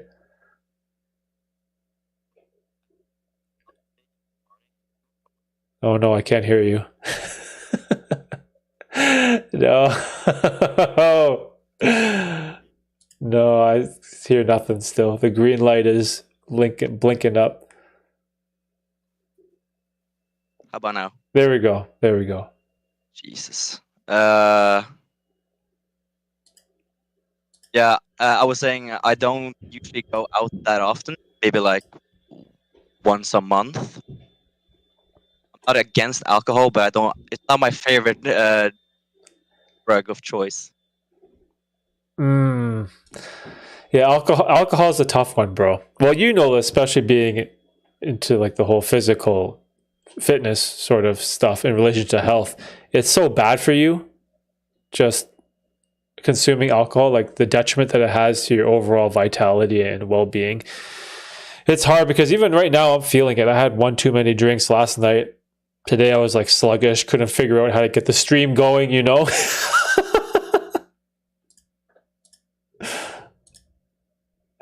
Oh no. Yo, someone save your boy's mic. The microphone's dying. Oh no. Yeah, you don't hear anything, dude. Nothing. Oh, there. Jesus. I gotta get a better. I gotta get a better microphone. Or this roommate. It sucks. But what can you do? Yeah, it does. It does. Oh no. But other than that, what else is going on, bro? What else are you working on aside from school and YouTube? Anything interesting going on? Well, yeah, I did recently just purchased a new computer for making music. That's like kind of an investment. I wanna have better equipment because I bought it because I needed it, because this PC kept crashing whenever I had project that was like the the projects were too big, the PC would crash like instantly. Mm-hmm. Yeah, I had that issue for the longest time with video editing, like with like, because my thing is I'm trapped in the Adobe world because I'm a long time user of Premiere, Photoshop, and After Effects. And I know like everyone just uses like DaVinci Resolve nowadays, but I'm like stuck in this Adobe ecosystem. And the biggest problem is like, god damn, this shit crashes sometimes. And when I had a shitty computer, it would just crash all the time. But yeah, man, a new PC is a great investment, especially for like making music or like the YouTube channel. It just makes your life so much easier, right?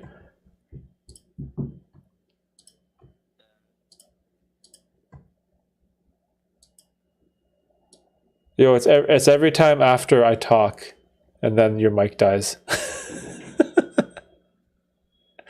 And then it takes a bit to come back. Still nothing.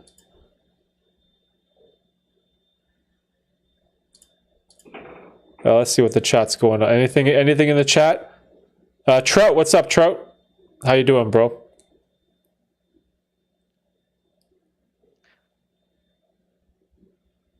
College was useless for me because I don't want to work for a company. I only work for myself.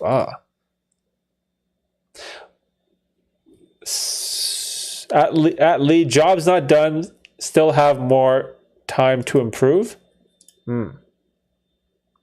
So we'll give our boy Afro a minute. Hopefully he comes back. Hello? There we go. Jesus. Okay, I gotta buy a new microphone, not just a PC. Yeah, it cuts out after I talk is what usually happens. Okay.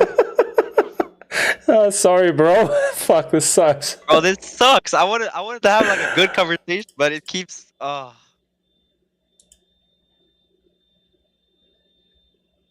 it died again.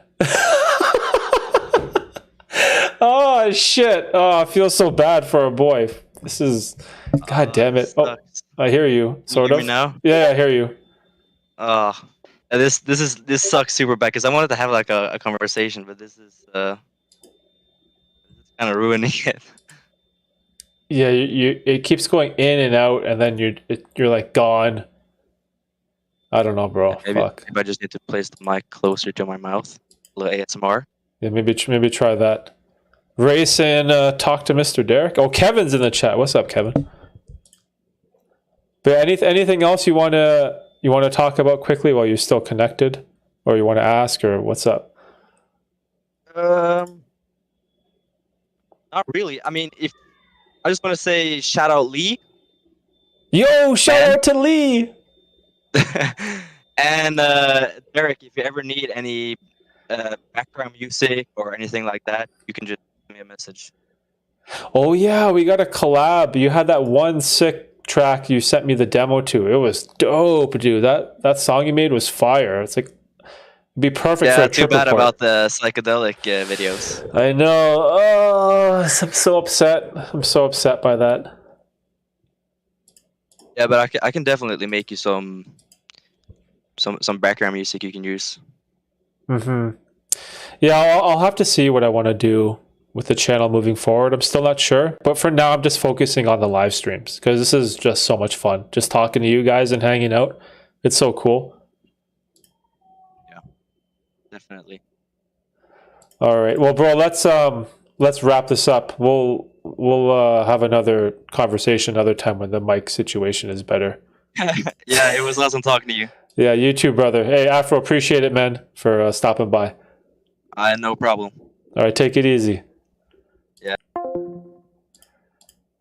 Sorry, guys. Unfortunately, our buddy had some mic issues, but it's okay. Yo, Kevin, what's up? Is Tristan here? We're going to have Tristan on.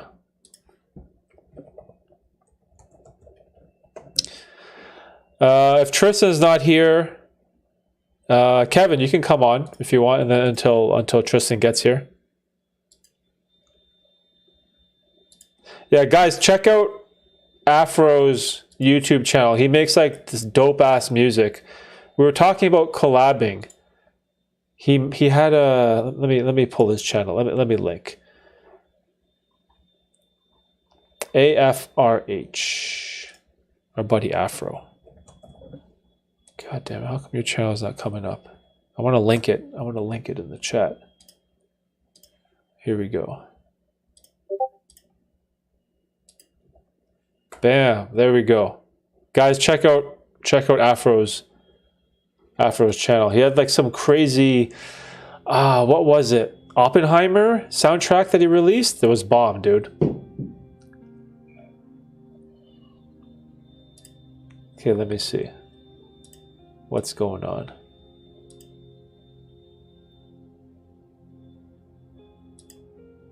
Bum, bum, bum, bum. Okay, our boy Kevin. You should do this more often. Yo, you guys like this?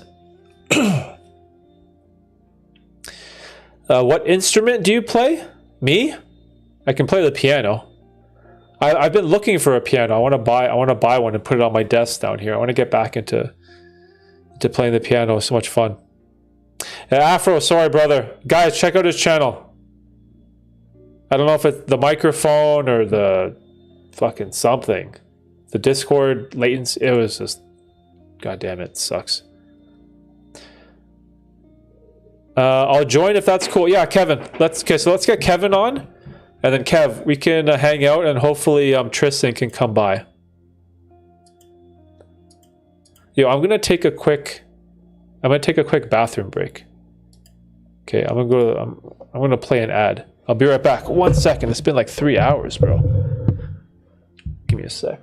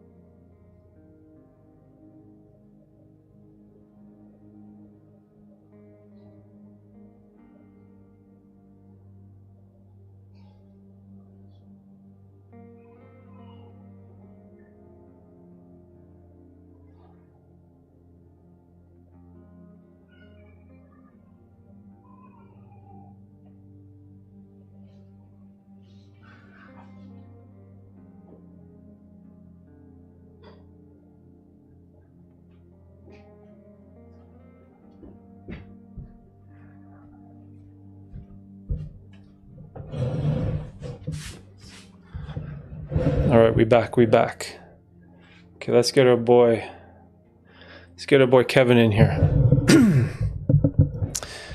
Let's see. Should have played some of Afro's music. Oh, dang. Shit, that'd be a good idea. How do I join? Hold on, Kev. I'll send you. I see you. Let me call you. We're just doing audio calls because I'm a noob and I can't set up my Discord properly. Hello, Derek. Yo, Kev, what's up? Can you hear me okay? Yeah, are you in a cave? No, I'm just in my apartment. I got rid of the good mic, so I'm using the Apple headphones. Oh, okay. Yeah, it works. It works. What's up, dude? Probably not. I'm doing good. How are you? Having fun, man. Just enjoying this 100 live stream special with the people. Dude, this is awesome. Yeah, I've been busy for like the past week just trying to run the YouTube, like the faceless channel thing. Mm-hmm. So I haven't been joining the stream. So. I hear you. Oh, yo, hold on. Afro with the super chat. Yo, Afro, I appreciate you, my brother. Thank you so much. He said, I'll get a better mic for next time we chat. Yo, sorry, dude. We'll have Afro on another time, on another stream. We can have a proper conversation. But yeah, guys, check out his YouTube channel. Link in the description below. But yeah, thanks for coming on, Kev. So how's what's this new channel again? The police? New channel? Yeah, it's the American Argument one. It's like a police dash cam channel. So we pretty much just like so I hired a team on Fiverr to do like the video editing, thumbnail editing. What else? Voiceover, sourcing the dash cam clips, and then they just put it together. Okay, that's interesting. And so Yeah. you've been focusing on that and the main channel so far? I haven't I haven't touched the main channel in like a month because like I honestly don't know what to do with that channel, bro. It's kind of like I'm starting to lose passion for that channel. That's not good. Yeah. Do you have any ideas of what you want to do or what you're thinking about? I still want to do it, but I just don't know what to do. Oh, Like shit. there's only so much like things I could talk about on self-improvement because like I'm only 19. I'm not some like 35-year-old Andrew Tate. I don't have like life experiences. So like my life experience is pretty much like being a loser my entire life, fapping, eating shit food, and then you discover like different self-improvement YouTubers, and then you start going to the gym, get on NoFap, start eating healthier, start reading. I mean that's all I got, but there's only so much you can talk about, right? Oh, hold on. Bean Boozled asks who's talking right now. We have our buddy Kevin. Kevin Huang is on right now. Sorry. Yeah. So yeah, eating shit food, going to the gym, bettering your life. That sounds like a good transition. Yeah, but like for YouTube, I can't. It's just like I don't know what to talk about. You know what I mean? There's only like so much I could talk about. It depends though. Like, what's a goal with that channel though? Is the goal growth? Is the goal a business? Is the goal fun? Like, what's your goal with your main channel? It used to be a business. So like I was, those the reject modern society, those type of videos. Yeah, embrace masculinity. Yeah, I was trying to like get super big with those videos because like I have 3 that got a bunch of views. My most viewed video like of that type is like 400K views. Okay, yeah. And then but then I realized that you can't make money with those videos because the music is copyrighted. Yeah. I see. Yeah, and you can't like buy a license from so that's a big L for me. 400K views, no money. Damn. What if you use a different song? Does that work or like, still no? I can't replace a song because like I edited the clips to line up with the beat drop of the song, so I can't just like replace it. Like the flow of the video goes with the music. Oh, I see. Oh, that sucks. Yeah. Shit. And then I started doing. I don't know if you remember. I started doing like reaction videos. Last year. I started like daily uploading reaction videos, and then after like 2 months, I realized that it was fucking stupid, bro. It was so dumb. I was just like being like red pill raging, reacting to like tranny videos. It was just like I don't know how to say it. It's just pointless. It's just dumb. Like there's no point of making those videos. Yeah, it's tough, man. Yeah. I totally understand with what you're going through because sometimes if you don't know exactly what you want to do or what your niche is or the clear direction of your channel, it can take a long time until you figure out what you want to do. Like even like look at my channel, right? It started in 2017 as fitness, and then 2018 I quit, and then 2019 it started back again with self-improvement and fitness. And then now, 5 years later, I don't even do fitness at all anymore. You know what I mean? So it's changed so much along the way. So I feel like if you really want the channel to succeed, you sort of just have to just keep going and just keep trying new things until you figure out what is a new direction of your channel, for example, right? Because it could be completely different by the end of the year, right? Yeah. I think I still want to keep it as like self-improvement ish, but like not the videos I'm making now, you know? I 'Cause, see. like a lot of my videos, it's just me screaming at the camera, like calling people losers, but like I'm kind of a loser myself as well. So like I'm a hypocrite, you know what I mean? Like I might be better than like a lot of like soy boys, but like I'm still a loser in the real Oh. world, you know? And like, what like yeah, fair enough. I exercise and I go to the gym, but like that doesn't give me the right to like scream at you and tell you to go to the gym like Andrew Tate.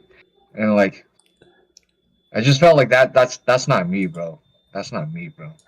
I think part of it is just like me wanting to get views because like if you scream at the camera and like talk shit to people, you can garner attention. But like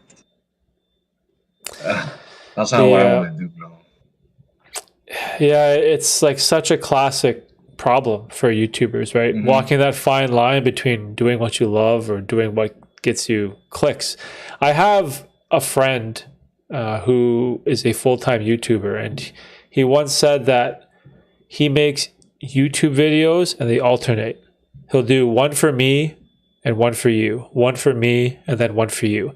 And what he means is that the video that he posts that's for me is a video that he will make that is fun on an idea that he wants to do, and he doesn't care if it gets views, clicks, or whatever. And then the next video that he makes, it'll be more catered towards his audience, what they want to see, what generally gets click-through rate and average view duration. And he said that even though it's bad algorithmically for his channel, but what it does, it gives him this mental break that every other video, he doesn't have that pressure of trying to get growth. And he can just do something that he just loves to do. And what that's done is it's kept him in the YouTube game long term, right? And it's given him a chance. And so I found that very interesting. And of course, that's not going to work for everybody, but I feel like you need to find your own secret sauce or special strategy or batting order of how to create a channel where you still are enjoying it, right? And then figure it out how you can grow it eventually. It's just hard to find out what to do, right? Yeah. I think for my main channel, like I'm just gonna so like for the faceless channels, I'm gonna strictly do it for like monetary, like trying to make as much money as possible. And then I thought about this like for a few weeks now. So make as much money as possible from the faceless channels, and then use that money to maybe like travel and like buy experiences, and then just kind of like document that on my main YouTube. You think that's a good idea? And like talk about like the learning lessons and stuff and like different experiences.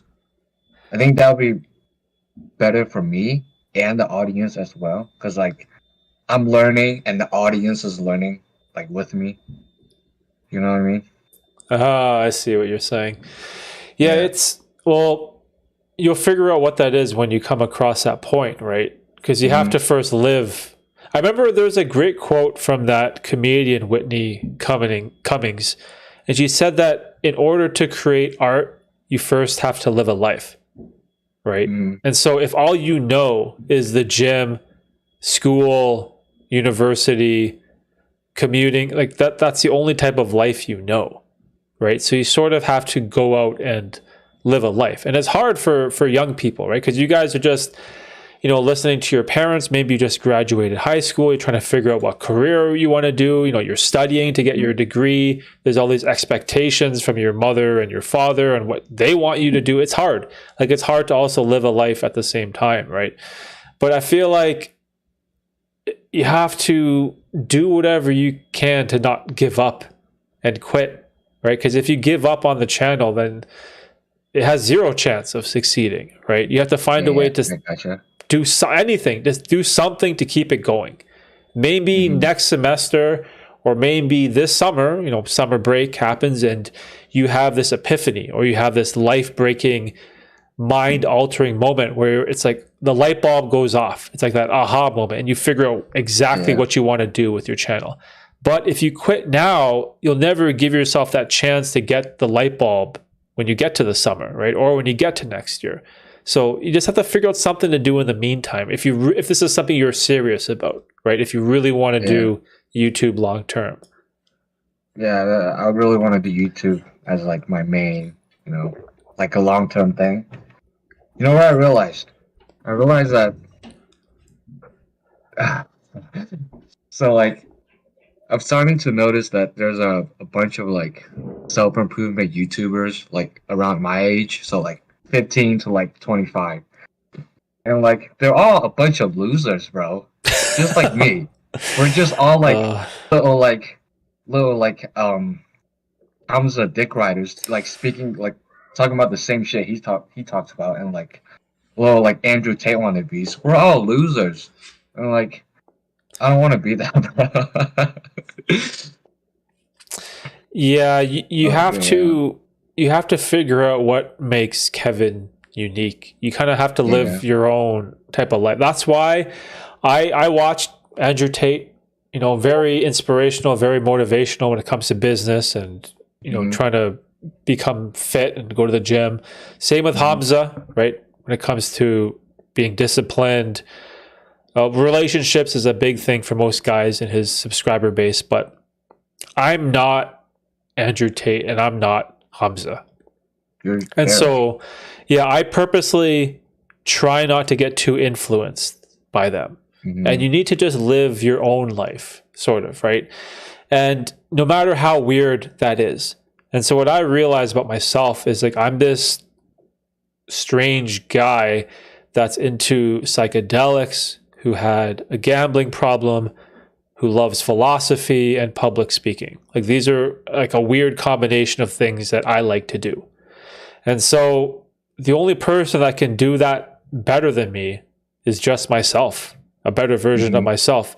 So it's like, it sounds very cliche. Oh, embrace who you are. You are the best version of yourself. No one can do you better than you. Yes, it's very cliche and trite, but there's something real in that message. And you have to stop like faking it or trying to be like someone else who inspired you. Like, sure, you can get inspired by Hamza, right? Hamza's movement is amazing. I love what that guy's doing for young men. It's super inspirational. It's awesome. But you're not Hamza, and none of these other young guys are, right? So you have to also find something that is unique to you at the same time. But of course, you want to take some things or learn some things along the way. But for me, that was such a trap. It was like I didn't want to be like Lex Friedman. I didn't want to be like Joe Rogan, or I didn't want to be like Jocko or David Goggins, all these guys that I really look up to. Jordan Peterson is another person that I really admire. But like, I'm never going to be as smart as Jordan Peterson. I'm never going to have that type of intellectual capacity, right? But I can still learn from him and try to be better, right? So I think that's like the key for you. Just try to be like the better version of yourself, and don't get just like sucked into like, I got to be like this Andrew Tate guy that promotes a red pill and gets all these views and shit. You know what I mean? It's so stupid, bro. Like it's starting to like piss me off. Like I was just watching like a few of my videos, bro. I'm such a cringe guy. Even after a year of doing YouTube, like my speech is getting better. My videos look a lot better, but like I don't know how else to say this, but like I'm still a loser. I'm still an idiot, bro. Just like, why would people watch me instead of watching Andrew Tate? You know what I'm saying? Yeah, that's true. I like the comments. 15-year-old life coach does sound pretty sketchy. I'm not 15, I'm 19. Oh, shit. Yo, Kevin's 19, boys. 19. 15-year-old me is a completely different version of me, bro. I was a little high schooler eating shit food, jacking off every day, 2 to 3 times a day. Like, I'm not even lying, bro. Like, I would do it at least 2 to 3 times a day. It was disgusting. Genuinely disgusting, bro.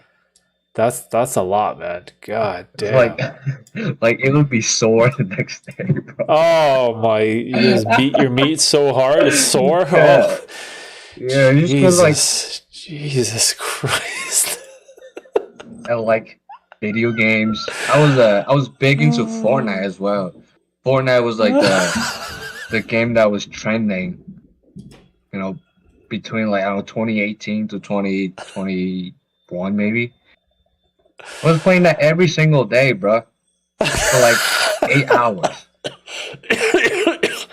Oh, I'm dying. Yo, the chat's killing me. Holy shit. Yo, these guys are so funny. Ray said, Melissa, sorry you had to hear that. Is she the only female in the chat? Probably. Bad, Yeah, because Forrest went to bed, I think. Oh, so funny. That's hilarious. Yeah, the NoFap thing, that's a good sort of self-improvement habit to get behind, I guess you could say. But the promotion of this SR, semen retention thing, is kind of makes me laugh. It's like, oh, I'm on SR day 472. I'm like, yo, you've been counting how many days you didn't beat your meat? Like, holy shit. That you count your streaks? Like, that's so weird. It's such a loser thing to do. Like, yeah, I used to like keep track of my like the NoFap streak, you know.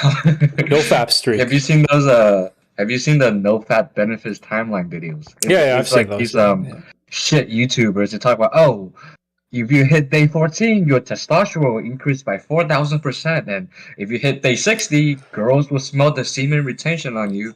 I'm like, I hit day 60 and I'm still a loser. So you're lying, right? You scammed me. You know what I'm saying? Jesus Christ. And like, the worst thing about like the NoFap like movement is that once you like relapse and you ended your streak, you just go on like a jackathon where you like just fap like a jackathon. So say like I ended my NoFap streak on day 70, and then on day 71 I just like somehow relapsed. I'm gonna like fap 10 times. Because, since it's day 0, I'm going to just, like, fap 10 times today and then start again tomorrow. And, like, that mindset is so toxic, bro. That's insane. You know the way I think about NoFap is that even if there is, let's say there is scientific benefits when it comes to semen retention. Like, let's give them the benefit of the doubt.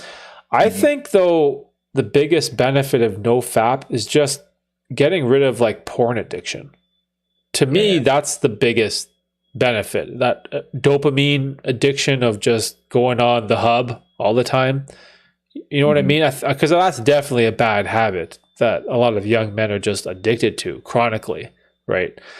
The whole like, oh, the females will smell your, I don't know, your masculinity. I'm like, what the fuck are you talking about? That's so crazy. So I don't know. Not my area of expertise. Not my type of self-improvement habit that I follow. I think the best thing for like NoFap is just to stop thinking about it and like just be productive, bro. Like if you're a busy guy, you're not gonna have the time to like lay in bed and like fap, Yeah, it's like the video game thing too. Like, if you same thing with a video game. You play video games every once in a while, that's fine. You're playing like 12 hours a day, it's gonna ruin your life. Like, you need to get off that shit, right? And like these people will cope and then they'll talk about how like, I'm playing Fortnite because I can be an esports player. No, you're not. You're just playing because you're a dopamine addict. You know what I'm saying? Yeah, exactly. They also have this cope of like, oh, video games help me socialize with friends. And like, no, like 90% of the time, you're just playing by yourself, just like I was. Like 80% of the time, I was just playing. Being on a screen by myself and like mouth breathing, looking my keyboard like a loser. Like, I thought that was productive because I wanted to be a Fortnite streamer and like make lots of money. No, nah, that's a lie, bro. Yeah. Oh my god, dude, that's so crazy. Wait, so what's going on right now? Are you still at university? Yeah, I'm still at uni. How's that going? Second year. Just doing pretty good. I really want to drop out. Well, you're in. Wait, what's your program? I used to So like first semester of college, my major was computer science, and then I switched to media. Media. Yeah, you learn about like media shit. Like legacy media, like television? Kind of like how do I say this? It's kind of like you learn about social media, you learn about the news, you learn about how like people like interact with the media, and then you also learn on like the technical side, you learn like graphic design, taking pictures, video editing, using a camera. Because I figure like if I wanted to be a YouTuber, that's like the best. I guess that like degree could help me the most. I see. Yeah. But like it's still a scam. Like I know like the things they talk about I already know. Just from like me being on YouTube. Just like me doing YouTube, I know like a bunch of stuff they talk about. Mm-hmm.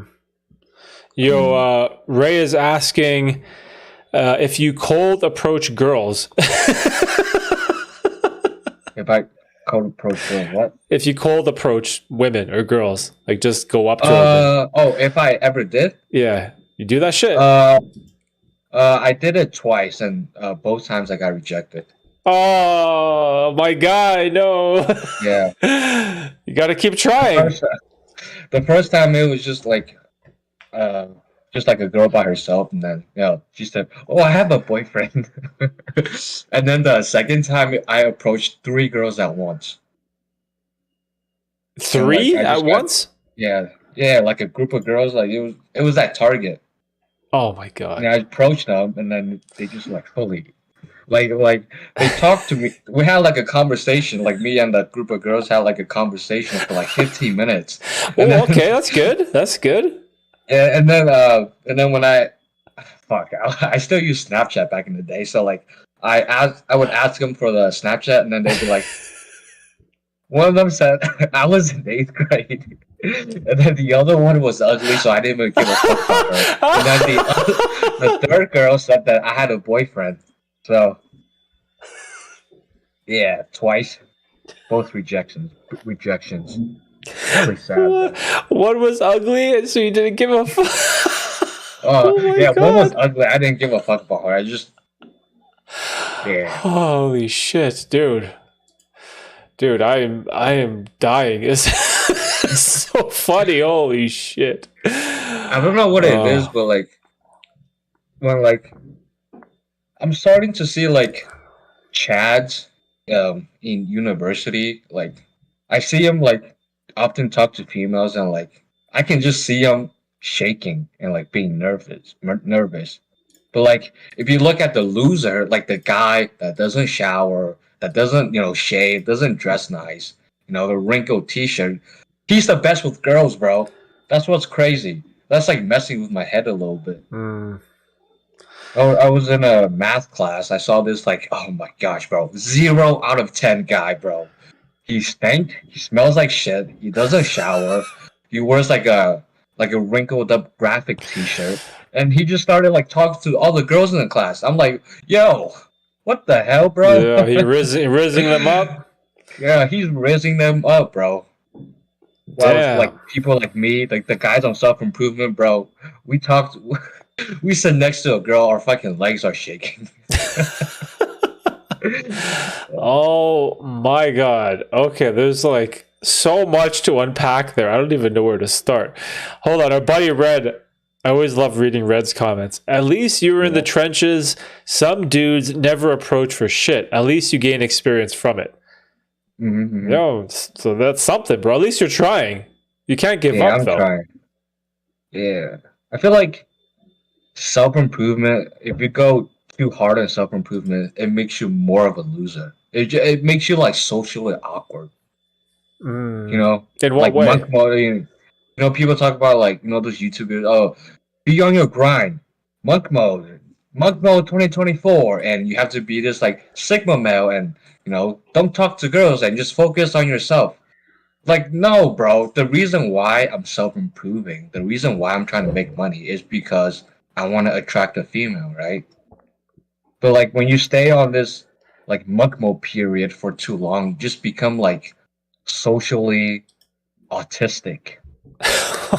Like you just can't. You can't even talk to a like a like a employee at like a grocery store. You know. So. Okay, so the monk mode, that's like Iman Gatsi, right? He popularized that mindset. But the thing is, like, but the thing is, Iman, bro, like he has all the life experiences before he started like being on monk mode, so like it wouldn't affect him socially, you know.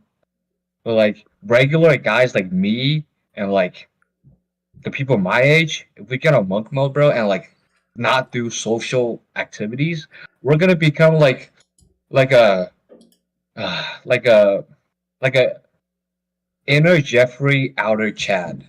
A quote from Hamza. Inner Jeffrey, like, outer. Oh, I see what you're saying. Yeah, like you have a 6-pack, your body looks nice, and you have like a TikTok jawline, but like when you speak, you just sound like a loser. Like you can't even articulate your words. You know, you're shaking all over the place. You're nervous talking to females. You can't even hold a conversation properly. You know. You have poor mental health. Mm-hmm. Oh my god, inner Jeffrey, outer Chad. That's hilarious. Yeah. That's yeah. funny, man. Yeah, I understand like the whole monk mode, Sigma male, grind set, don't talk to any of your friends, you know, go to the gym, build your business. Like I get it. Yeah. But there has to be a limitation to that. It can't be something where you just do it without end and all of a sudden become this super introverted person that has no social skills at all. Because then how do you talk to anyone, right? Because that's the thing. You could have like 10 out of 10 looks, appearance, physique, but then if you're like the most awkward dude that doesn't know what to say and then you shit yourself the moment a girl talks to you, it's not going to help you in any way, right? Yeah, all that like work that you put in to build your physique is not gonna do anything. You know what I mean? And like they always talk about how like they have this cult, which pisses me off. Like, oh, I don't care about girls. I'm only doing this for myself. A Sigma male, just stay on your grind, king. Just lock in, bro. Lock in 2024. Bro, shut up. The reason why you're going to the gym, the reason why you're making money is because you want to attract a female. And like to attract a female and like have sex with her and like start a family. Isn't that like the purpose of a human being? Just like start a family and pass on your genes? Like what a sad life. Like just like if you think about it, if you're a Sigma male, right, being on monk mode for like the rest of your life, you're just gonna die one day, and then at your funeral, there's gonna be no one around you, bro. You want to have, you know, your wife, your kids, your grandkids, all surrounding you. You know, you don't want to have like you don't want to just be alone when you die. Like what a sad existence. Jesus. Ray is asking if you go to parties. I don't anymore. Not anymore? Yeah. Why? I don't anymore. Because like college parties are so disgusting, bro. It's just like it's just sex, smells like cum. Whoa, alcohol. Hold up, pause, bro, pause. Excuse me, my bad. What kind of parties are you going to, man? It just smells like. I just say smells like odor because like people are holding the red Solo cup, jumping up and down, listening to some like TikTok music. That's what a college party is like. Girls coming in screaming. Oh my god, that's my favorite song. It's just like some TikTok trending song. That's all they'd be playing, or some like rap song. Like, oh, fuck that bitch. I make my money so I can fuck that hoe. Well, like, bro, like, I just feel like partying is pointless unless you're going to like a cousin's birthday party. But besides that, like a normal like university party is just stupid. It's a waste of time. And like people talk about, oh, you need to experience this college life. What college life? Like just going in there and like hooking up and like drink alcohol and like you chat shit. you're not experiencing life. You're just training yourself to become a degenerate. These same people, right? After they graduate high school, I mean not high school. After they graduate university, they're gonna get like a shit job, and then they're gonna complain. Oh, I went to college for 4 years, and I landed a job that only makes me like 40K a year. No, you loser. The reason why was because you were partying for the past 4 years. Oh, you're so passionate about this. I'm sorry. Oh, this is so funny, bro. Holy shit. I'm I don't even know where to start. You've like dug this giant pit. I don't know how to get you out of it, man. People like a lot of like my high school friends. I don't consider them friends anymore, but like they'll fucking make fun of me, bro. They're like, Kevin, why don't you go to this party? You can like have sex with this girl, you know? I look, I have her pictures on Snapchat. I'm like, nah, bro. Like you could do that if you want, but like I'm not into that, bro. It's just stupid. Just a waste of time. Oh my gosh, dude, that's so funny. Mm-hmm. Okay, so like, long story short, no to parties. No No parties. party. Unless it's like a birthday party or something. Or like a special event. Oh, Ray is asking, where do you work? Where do I work? Yeah. So my parents, they own a business, you know, the typical like Asian stereotype, like a lot of Asians, they will own their own Dry restaurant. cleaning. Restaurant. Nail salon. Yeah. Restaurant, nail salon, or like a grocery store. Like an international grocery store. But yeah, I worked at like my parents' restaurant pretty much like my entire life, you know. And that was like, you know what's sad? That was like the only productive thing I did up until like age 18. The only productive thing I was doing was helping my parents. And then the rest of the time was just like wasting away my life, like playing video games or like indulging in instant gratification. Jesus. Okay, I see. So work at the parents' business.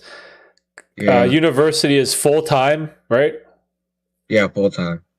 Do you live on campus or do you commute?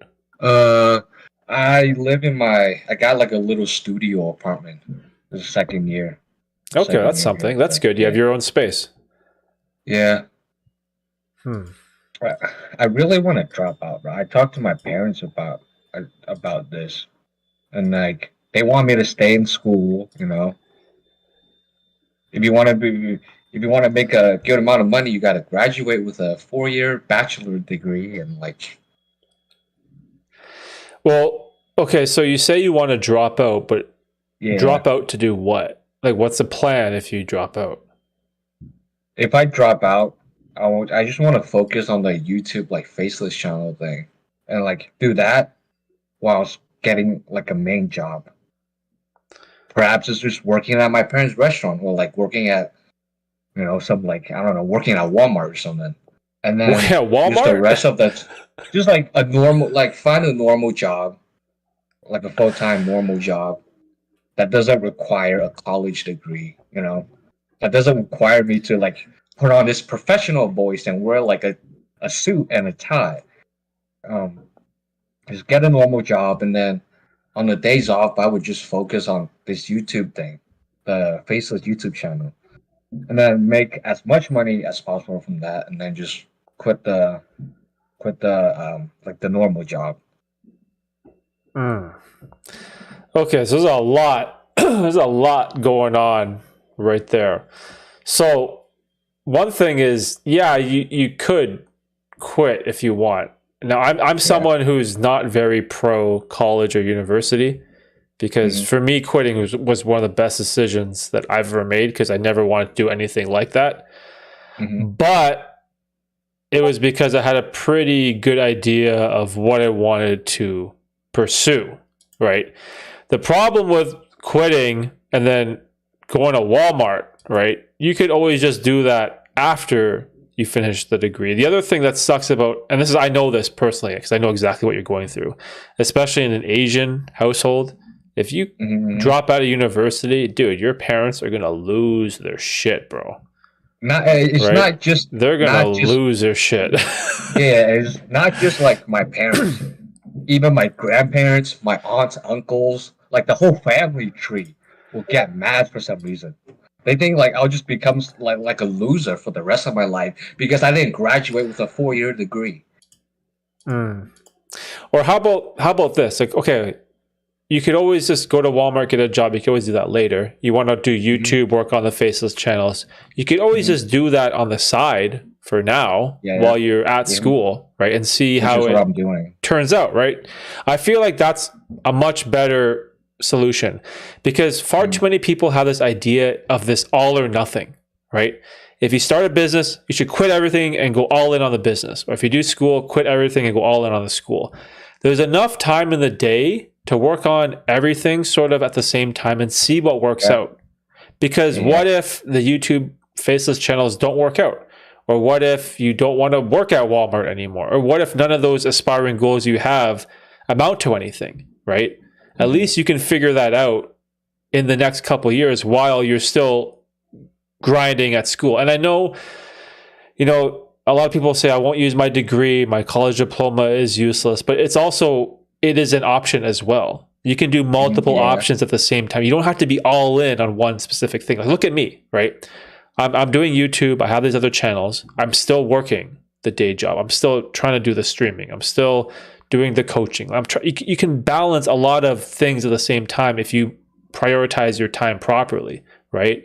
And it sounds like you're already anti-porn, anti-video games, anti-partying. So you should have enough study time if you prioritize, you know, your school work and your YouTube channel on the side, also on the weekends, right? You should be able to handle a lot of those things or balance them all out, right? Without ruining the relationship with your family. You know what I mean? I gotcha. It's just like college, it takes up so much of your like brain power, you know? Like it takes up so much of your mental capacity. So like if I'm working on my schoolwork, I'm gonna be constantly thinking about like my YouTube stuff. And when I'm working on my YouTube stuff, I'm constantly thinking about like, oh, I have to study for this exam or work on this project for this class. It's just like I can never focus 100%, you know. Whereas if I were to get like a low end job, like working at Walmart or Target, I don't have to put like my mental like capacity to like think about this job. It's just like Walmart. Like you don't need to use your brain to work at Walmart, you know? Yeah, I know what you're saying, but I still think if you weigh out all your options, there's so many negatives when it comes to dropping out of school right now when you're still trying to figure out what you want to do. I would be in favor of you dropping out. Let's say if you really wanted to be an electrician and you had an uncle that wanted to apprentice you as an electrician. Okay, that is a really solid, concrete plan and reason for why you'd probably want to drop out of school, right? But like the YouTube stuff, is the faceless channel making you money right now? No, you're just getting it started, right? So maybe try to get to that point first where it's generating the income, and then you can reassess your situation, right? I wouldn't be so gung-ho about like, oh, fuck this, I want to quit, I have more mental capacity working my business. Like, you gotta chill. You know, like take it easy. Sometimes it's good to suffer a little bit in the meantime, just to, you know, give it some time. Like, see what the YouTube channel is doing 6 months from now. Maybe 6 months from now, you don't want to do the faceless channel. Maybe all of a sudden you want to start a podcast. I don't know. Like, things can change because you're still young, right? So I would try to keep your options open while not completely destroying the relationship with your family, man. Yeah. And like, my parents are paying for my college, which are like, I'm really grateful for. Yo, they're paying for it too? Like, yeah, they're paying for it too. Guy, so what are you saying? Come on now. This is an easy choice. Maybe I should just got 2 more years left, bro. You only have 2 years left? 2.5? Yeah. This is my So second year, the next year will be my third year. Yeah, 2 years and like a few months left. Okay, how about that? Let me give you a perspective of an alternate timeline. Let's say it was 1999, or no, let's just say 2001. You're a guy named Derek who is in university, who drops out of university, right? Wants to start a business, starts a poker business, which eventually fails. And then at age 28, has no education, no skills, and has to enter back into the workforce. And while in the process, like demoralizing a relationship with my family, making my mother cry. And then I have to start rebuilding my life all over from 27, right? So that is a complete alternative timeline. You also have to take into consideration that when you drop out of school, it might not all work out like what it did for me. Even though in hindsight, I am still happy that I did drop out, but that 9 to 10 year stretch that I went through from 19 to 28 was fucking horrible, dude. It was so hard. I just struggled for so long. It was like such a terrible, terrible experience.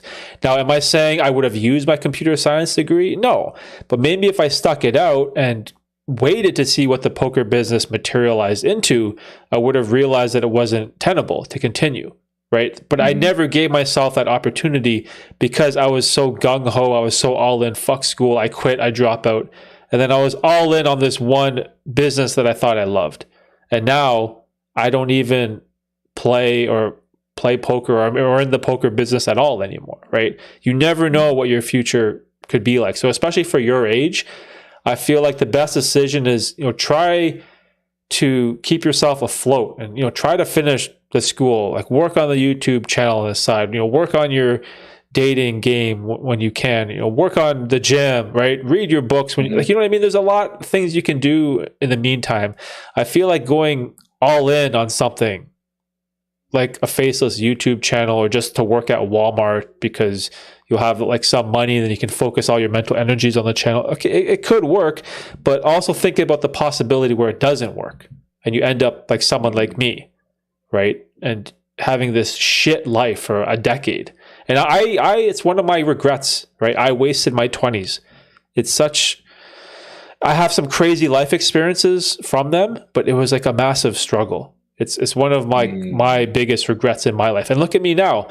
I had to make up for those years in my 30s. So in my 30s, I was paying the price.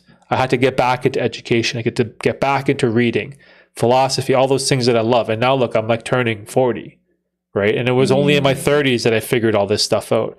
So the 20s, you have to be very careful with these all or nothing decisions that you make, right?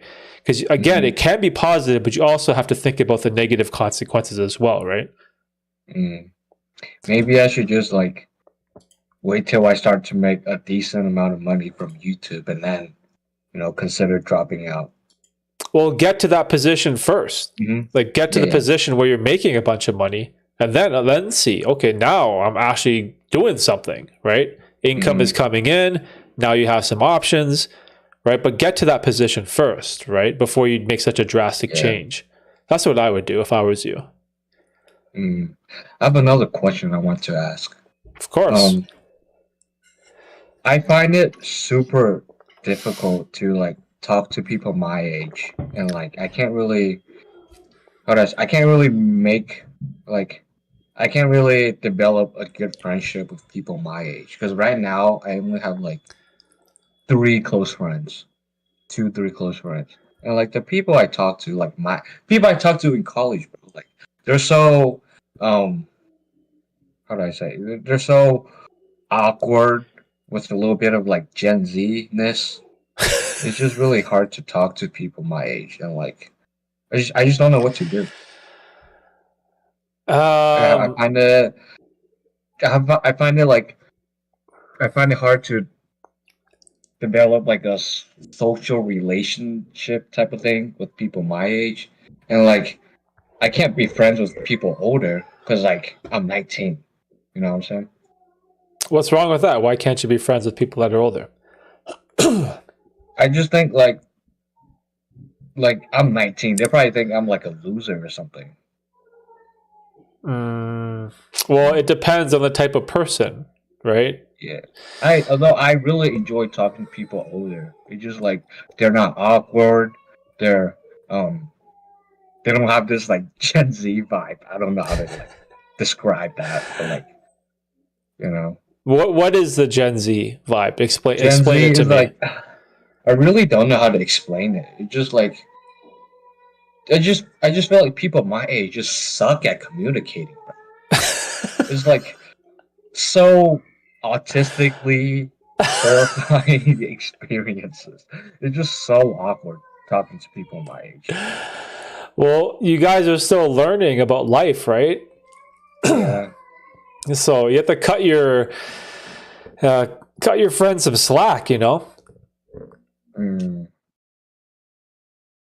And your fellow, like, I don't know, not coworkers, classmates, people, acquaintances, right? You guys are all still growing and learning, because you said you're 19, right? You're not even 20 yet, bro. So of course everyone's going to be a little bit socially awkward. Maybe it's just like our age. Maybe I'm just overthinking. Well, because I know for sure as hell I was socially awkward in my teens, right? You don't develop this confidence until you sort of live a life and become more experienced, right? But that doesn't mean... Like... Go ahead. Oh, but the thing is, like, everyone my age is like, they're just glued to their phone. They have their AirPods in. You know what I'm saying? I don't think people back in the, like, your times were, like, glued to their phone and, like, having their headphones on 24/7. Yeah, that's true. My generation wasn't like that. It was very different, right? But still, that doesn't mean you can't be able to form bonds or connections or friendships with people, right? Maybe you just have to try a little bit harder to break that ice and get them to open up or get them to communicate or something, right? I don't know.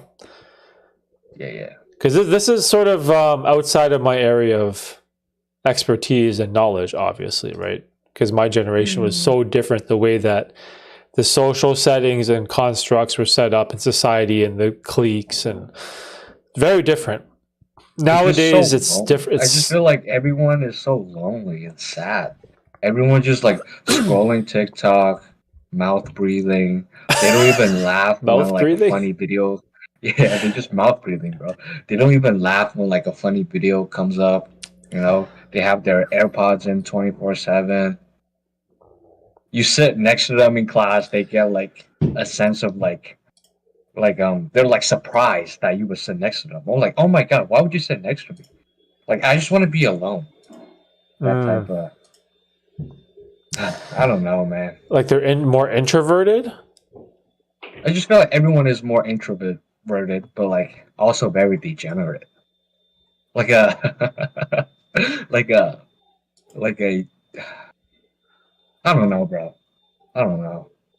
Well, you guys are in the social media age, right? It's very different. This is hard because I can't give you any realistic advice based off anecdotal stories or experience, right? Because I'm a millennial, and millennials grew up with dial-up internet and Blackberries and shit, right?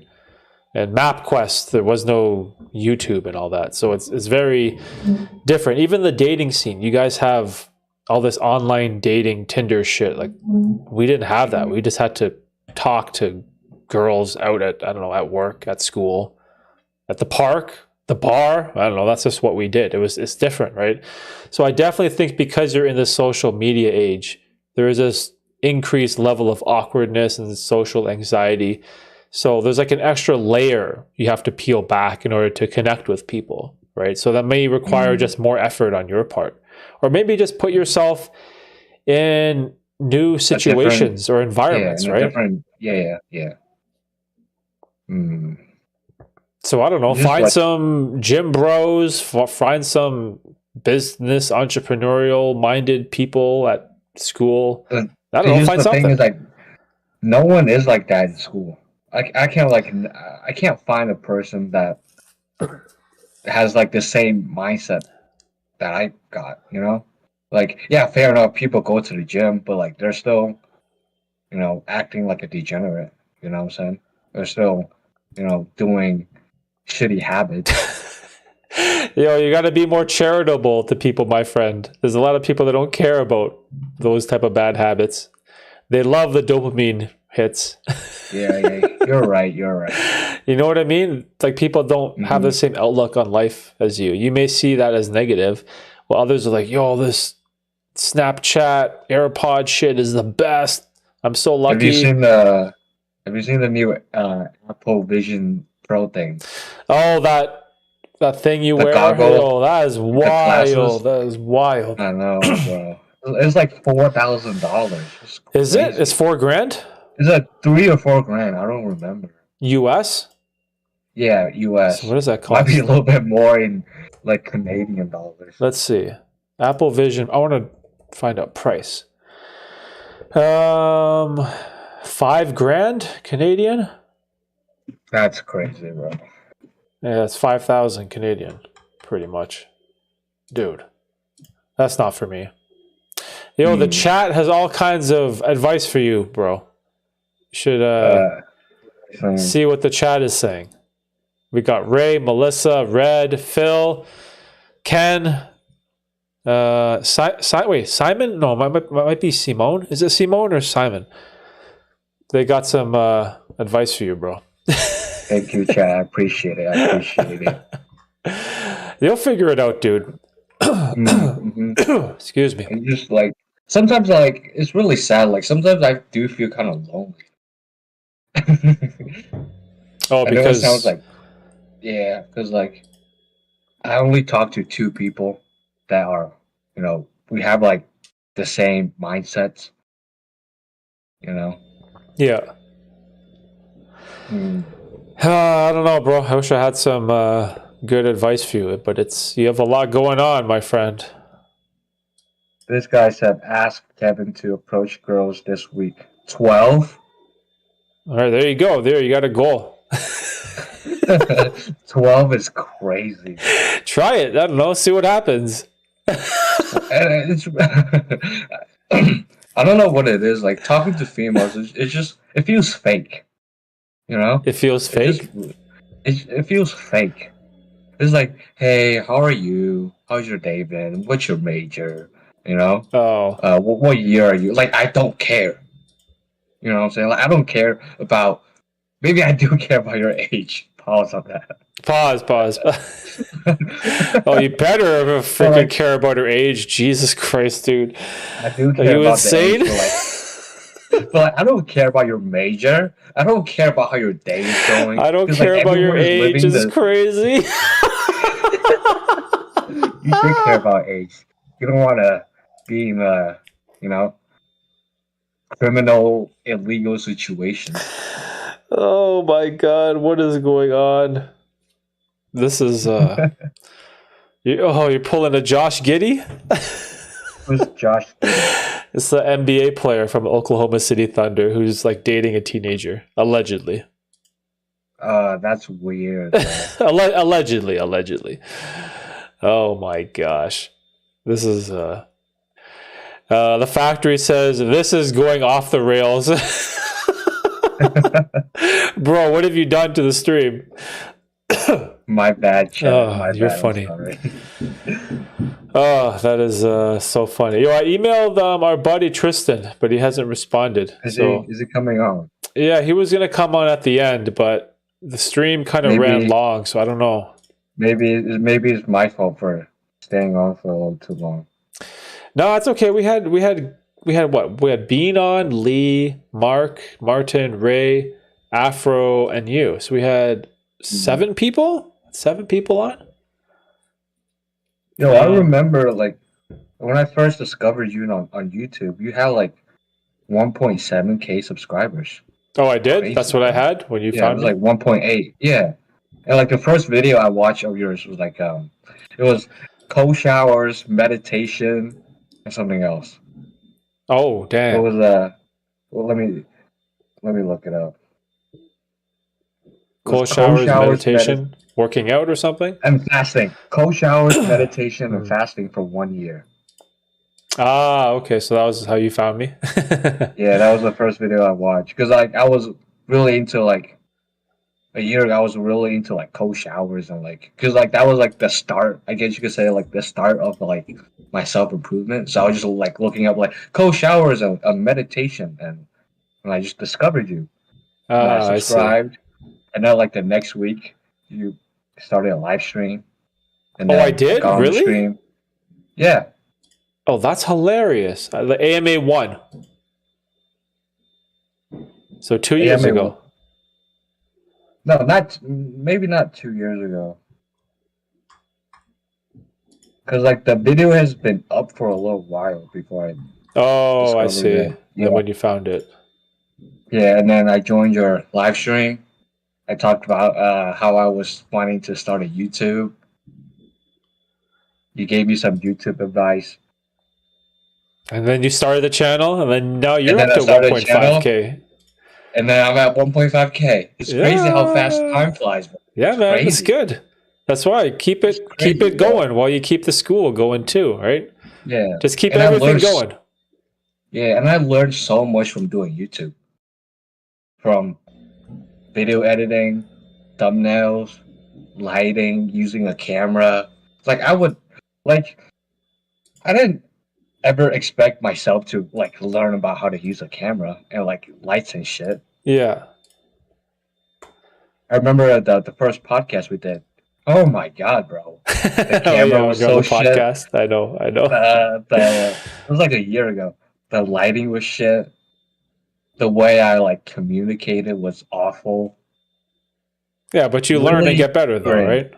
Yeah, I am getting better. Hmm. I feel like doing YouTube, just like speaking to the camera, made my speech better in real life. Like I can like articulate my words better in real life just by like speaking to a camera. Yeah. Yeah, that's good, man. You know, you like skills, right? Real life skills. Mm-hmm. I sold everything. I sold my camera. I sold my mic. Oh, That's you why I'm did? using this Oh, shitty Apple headphone. Sold my mic. I sold my lights. I sold everything. wow, that's crazy. Yeah, 'cause Jesus. I'm trying to build like a more portable but cheaper setup. I had like a $600 camera. It was Oh, the Canon? A Canon M50 or something. M50, like that. yeah. APS-C. Yeah. Such a waste of my money, bro. Such a waste of my money. It was like $700. And then I had to like sell it on the website for like $400. Oh my gosh. That's funny. Mm. All right, bro. Let's wrap this up. This has been All fun. right. Thank Appreciate you you for coming on, Kev. Look at the chat. They have some good words of wisdom for you. Oh, I'll look at the chat. Yeah, Kevin code approach this week 3 a day. That's crazy, bro. Okay, bro. All right, dude. Let's wrap it up. Thanks for having me on. Of course, my friend. Take it easy. All right. Okay. That was our boy Kevin. All right. I think our buddy Tristan maybe he's busy with family stuff. I don't see him in the he hasn't been in the chat for a while, so I'm assuming he's probably busy. Let me check Discord quick. Is he on? No, I don't see him. All right, guys. Well, it was pretty good. Damn, we did 4 hours. So I think I'm gonna wrap up the stream. Let me know what you guys think of this. Did you like having all these different guests on? This was a lot of fun for me because it gave me a break from talking the whole time, right? I got to listen to some other people's ideas and perspectives on life, which I thought were super enjoyable. But yeah, let's see. Bean Boozled, Lee, Smart Mark, Martin, Ray, Afro, and Kevin. Thank you so much for celebrating AMA 100 with me. This was a lot of fun. This was epic. I'm glad that we were able to find a way to do this. And all you guys, Red, especially as always, thank you, my brother, for supporting. Lee, Ken, Shin, yo, Shin, you're here. What's up, dude? I didn't even see you. Melissa. Is it Simon or Simone? I don't want to mispronounce your name. And everyone else that came here. Factory, of course. Can't forget you. I appreciate all of you. This was an epic stream. So let's wrap it up. And the next one will be, I don't know, maybe Tuesday? It will be AMA 101. So all you guys have a great night. Have a great rest of your weekend. And I'll see you next week. Bye. That was fun. Woo!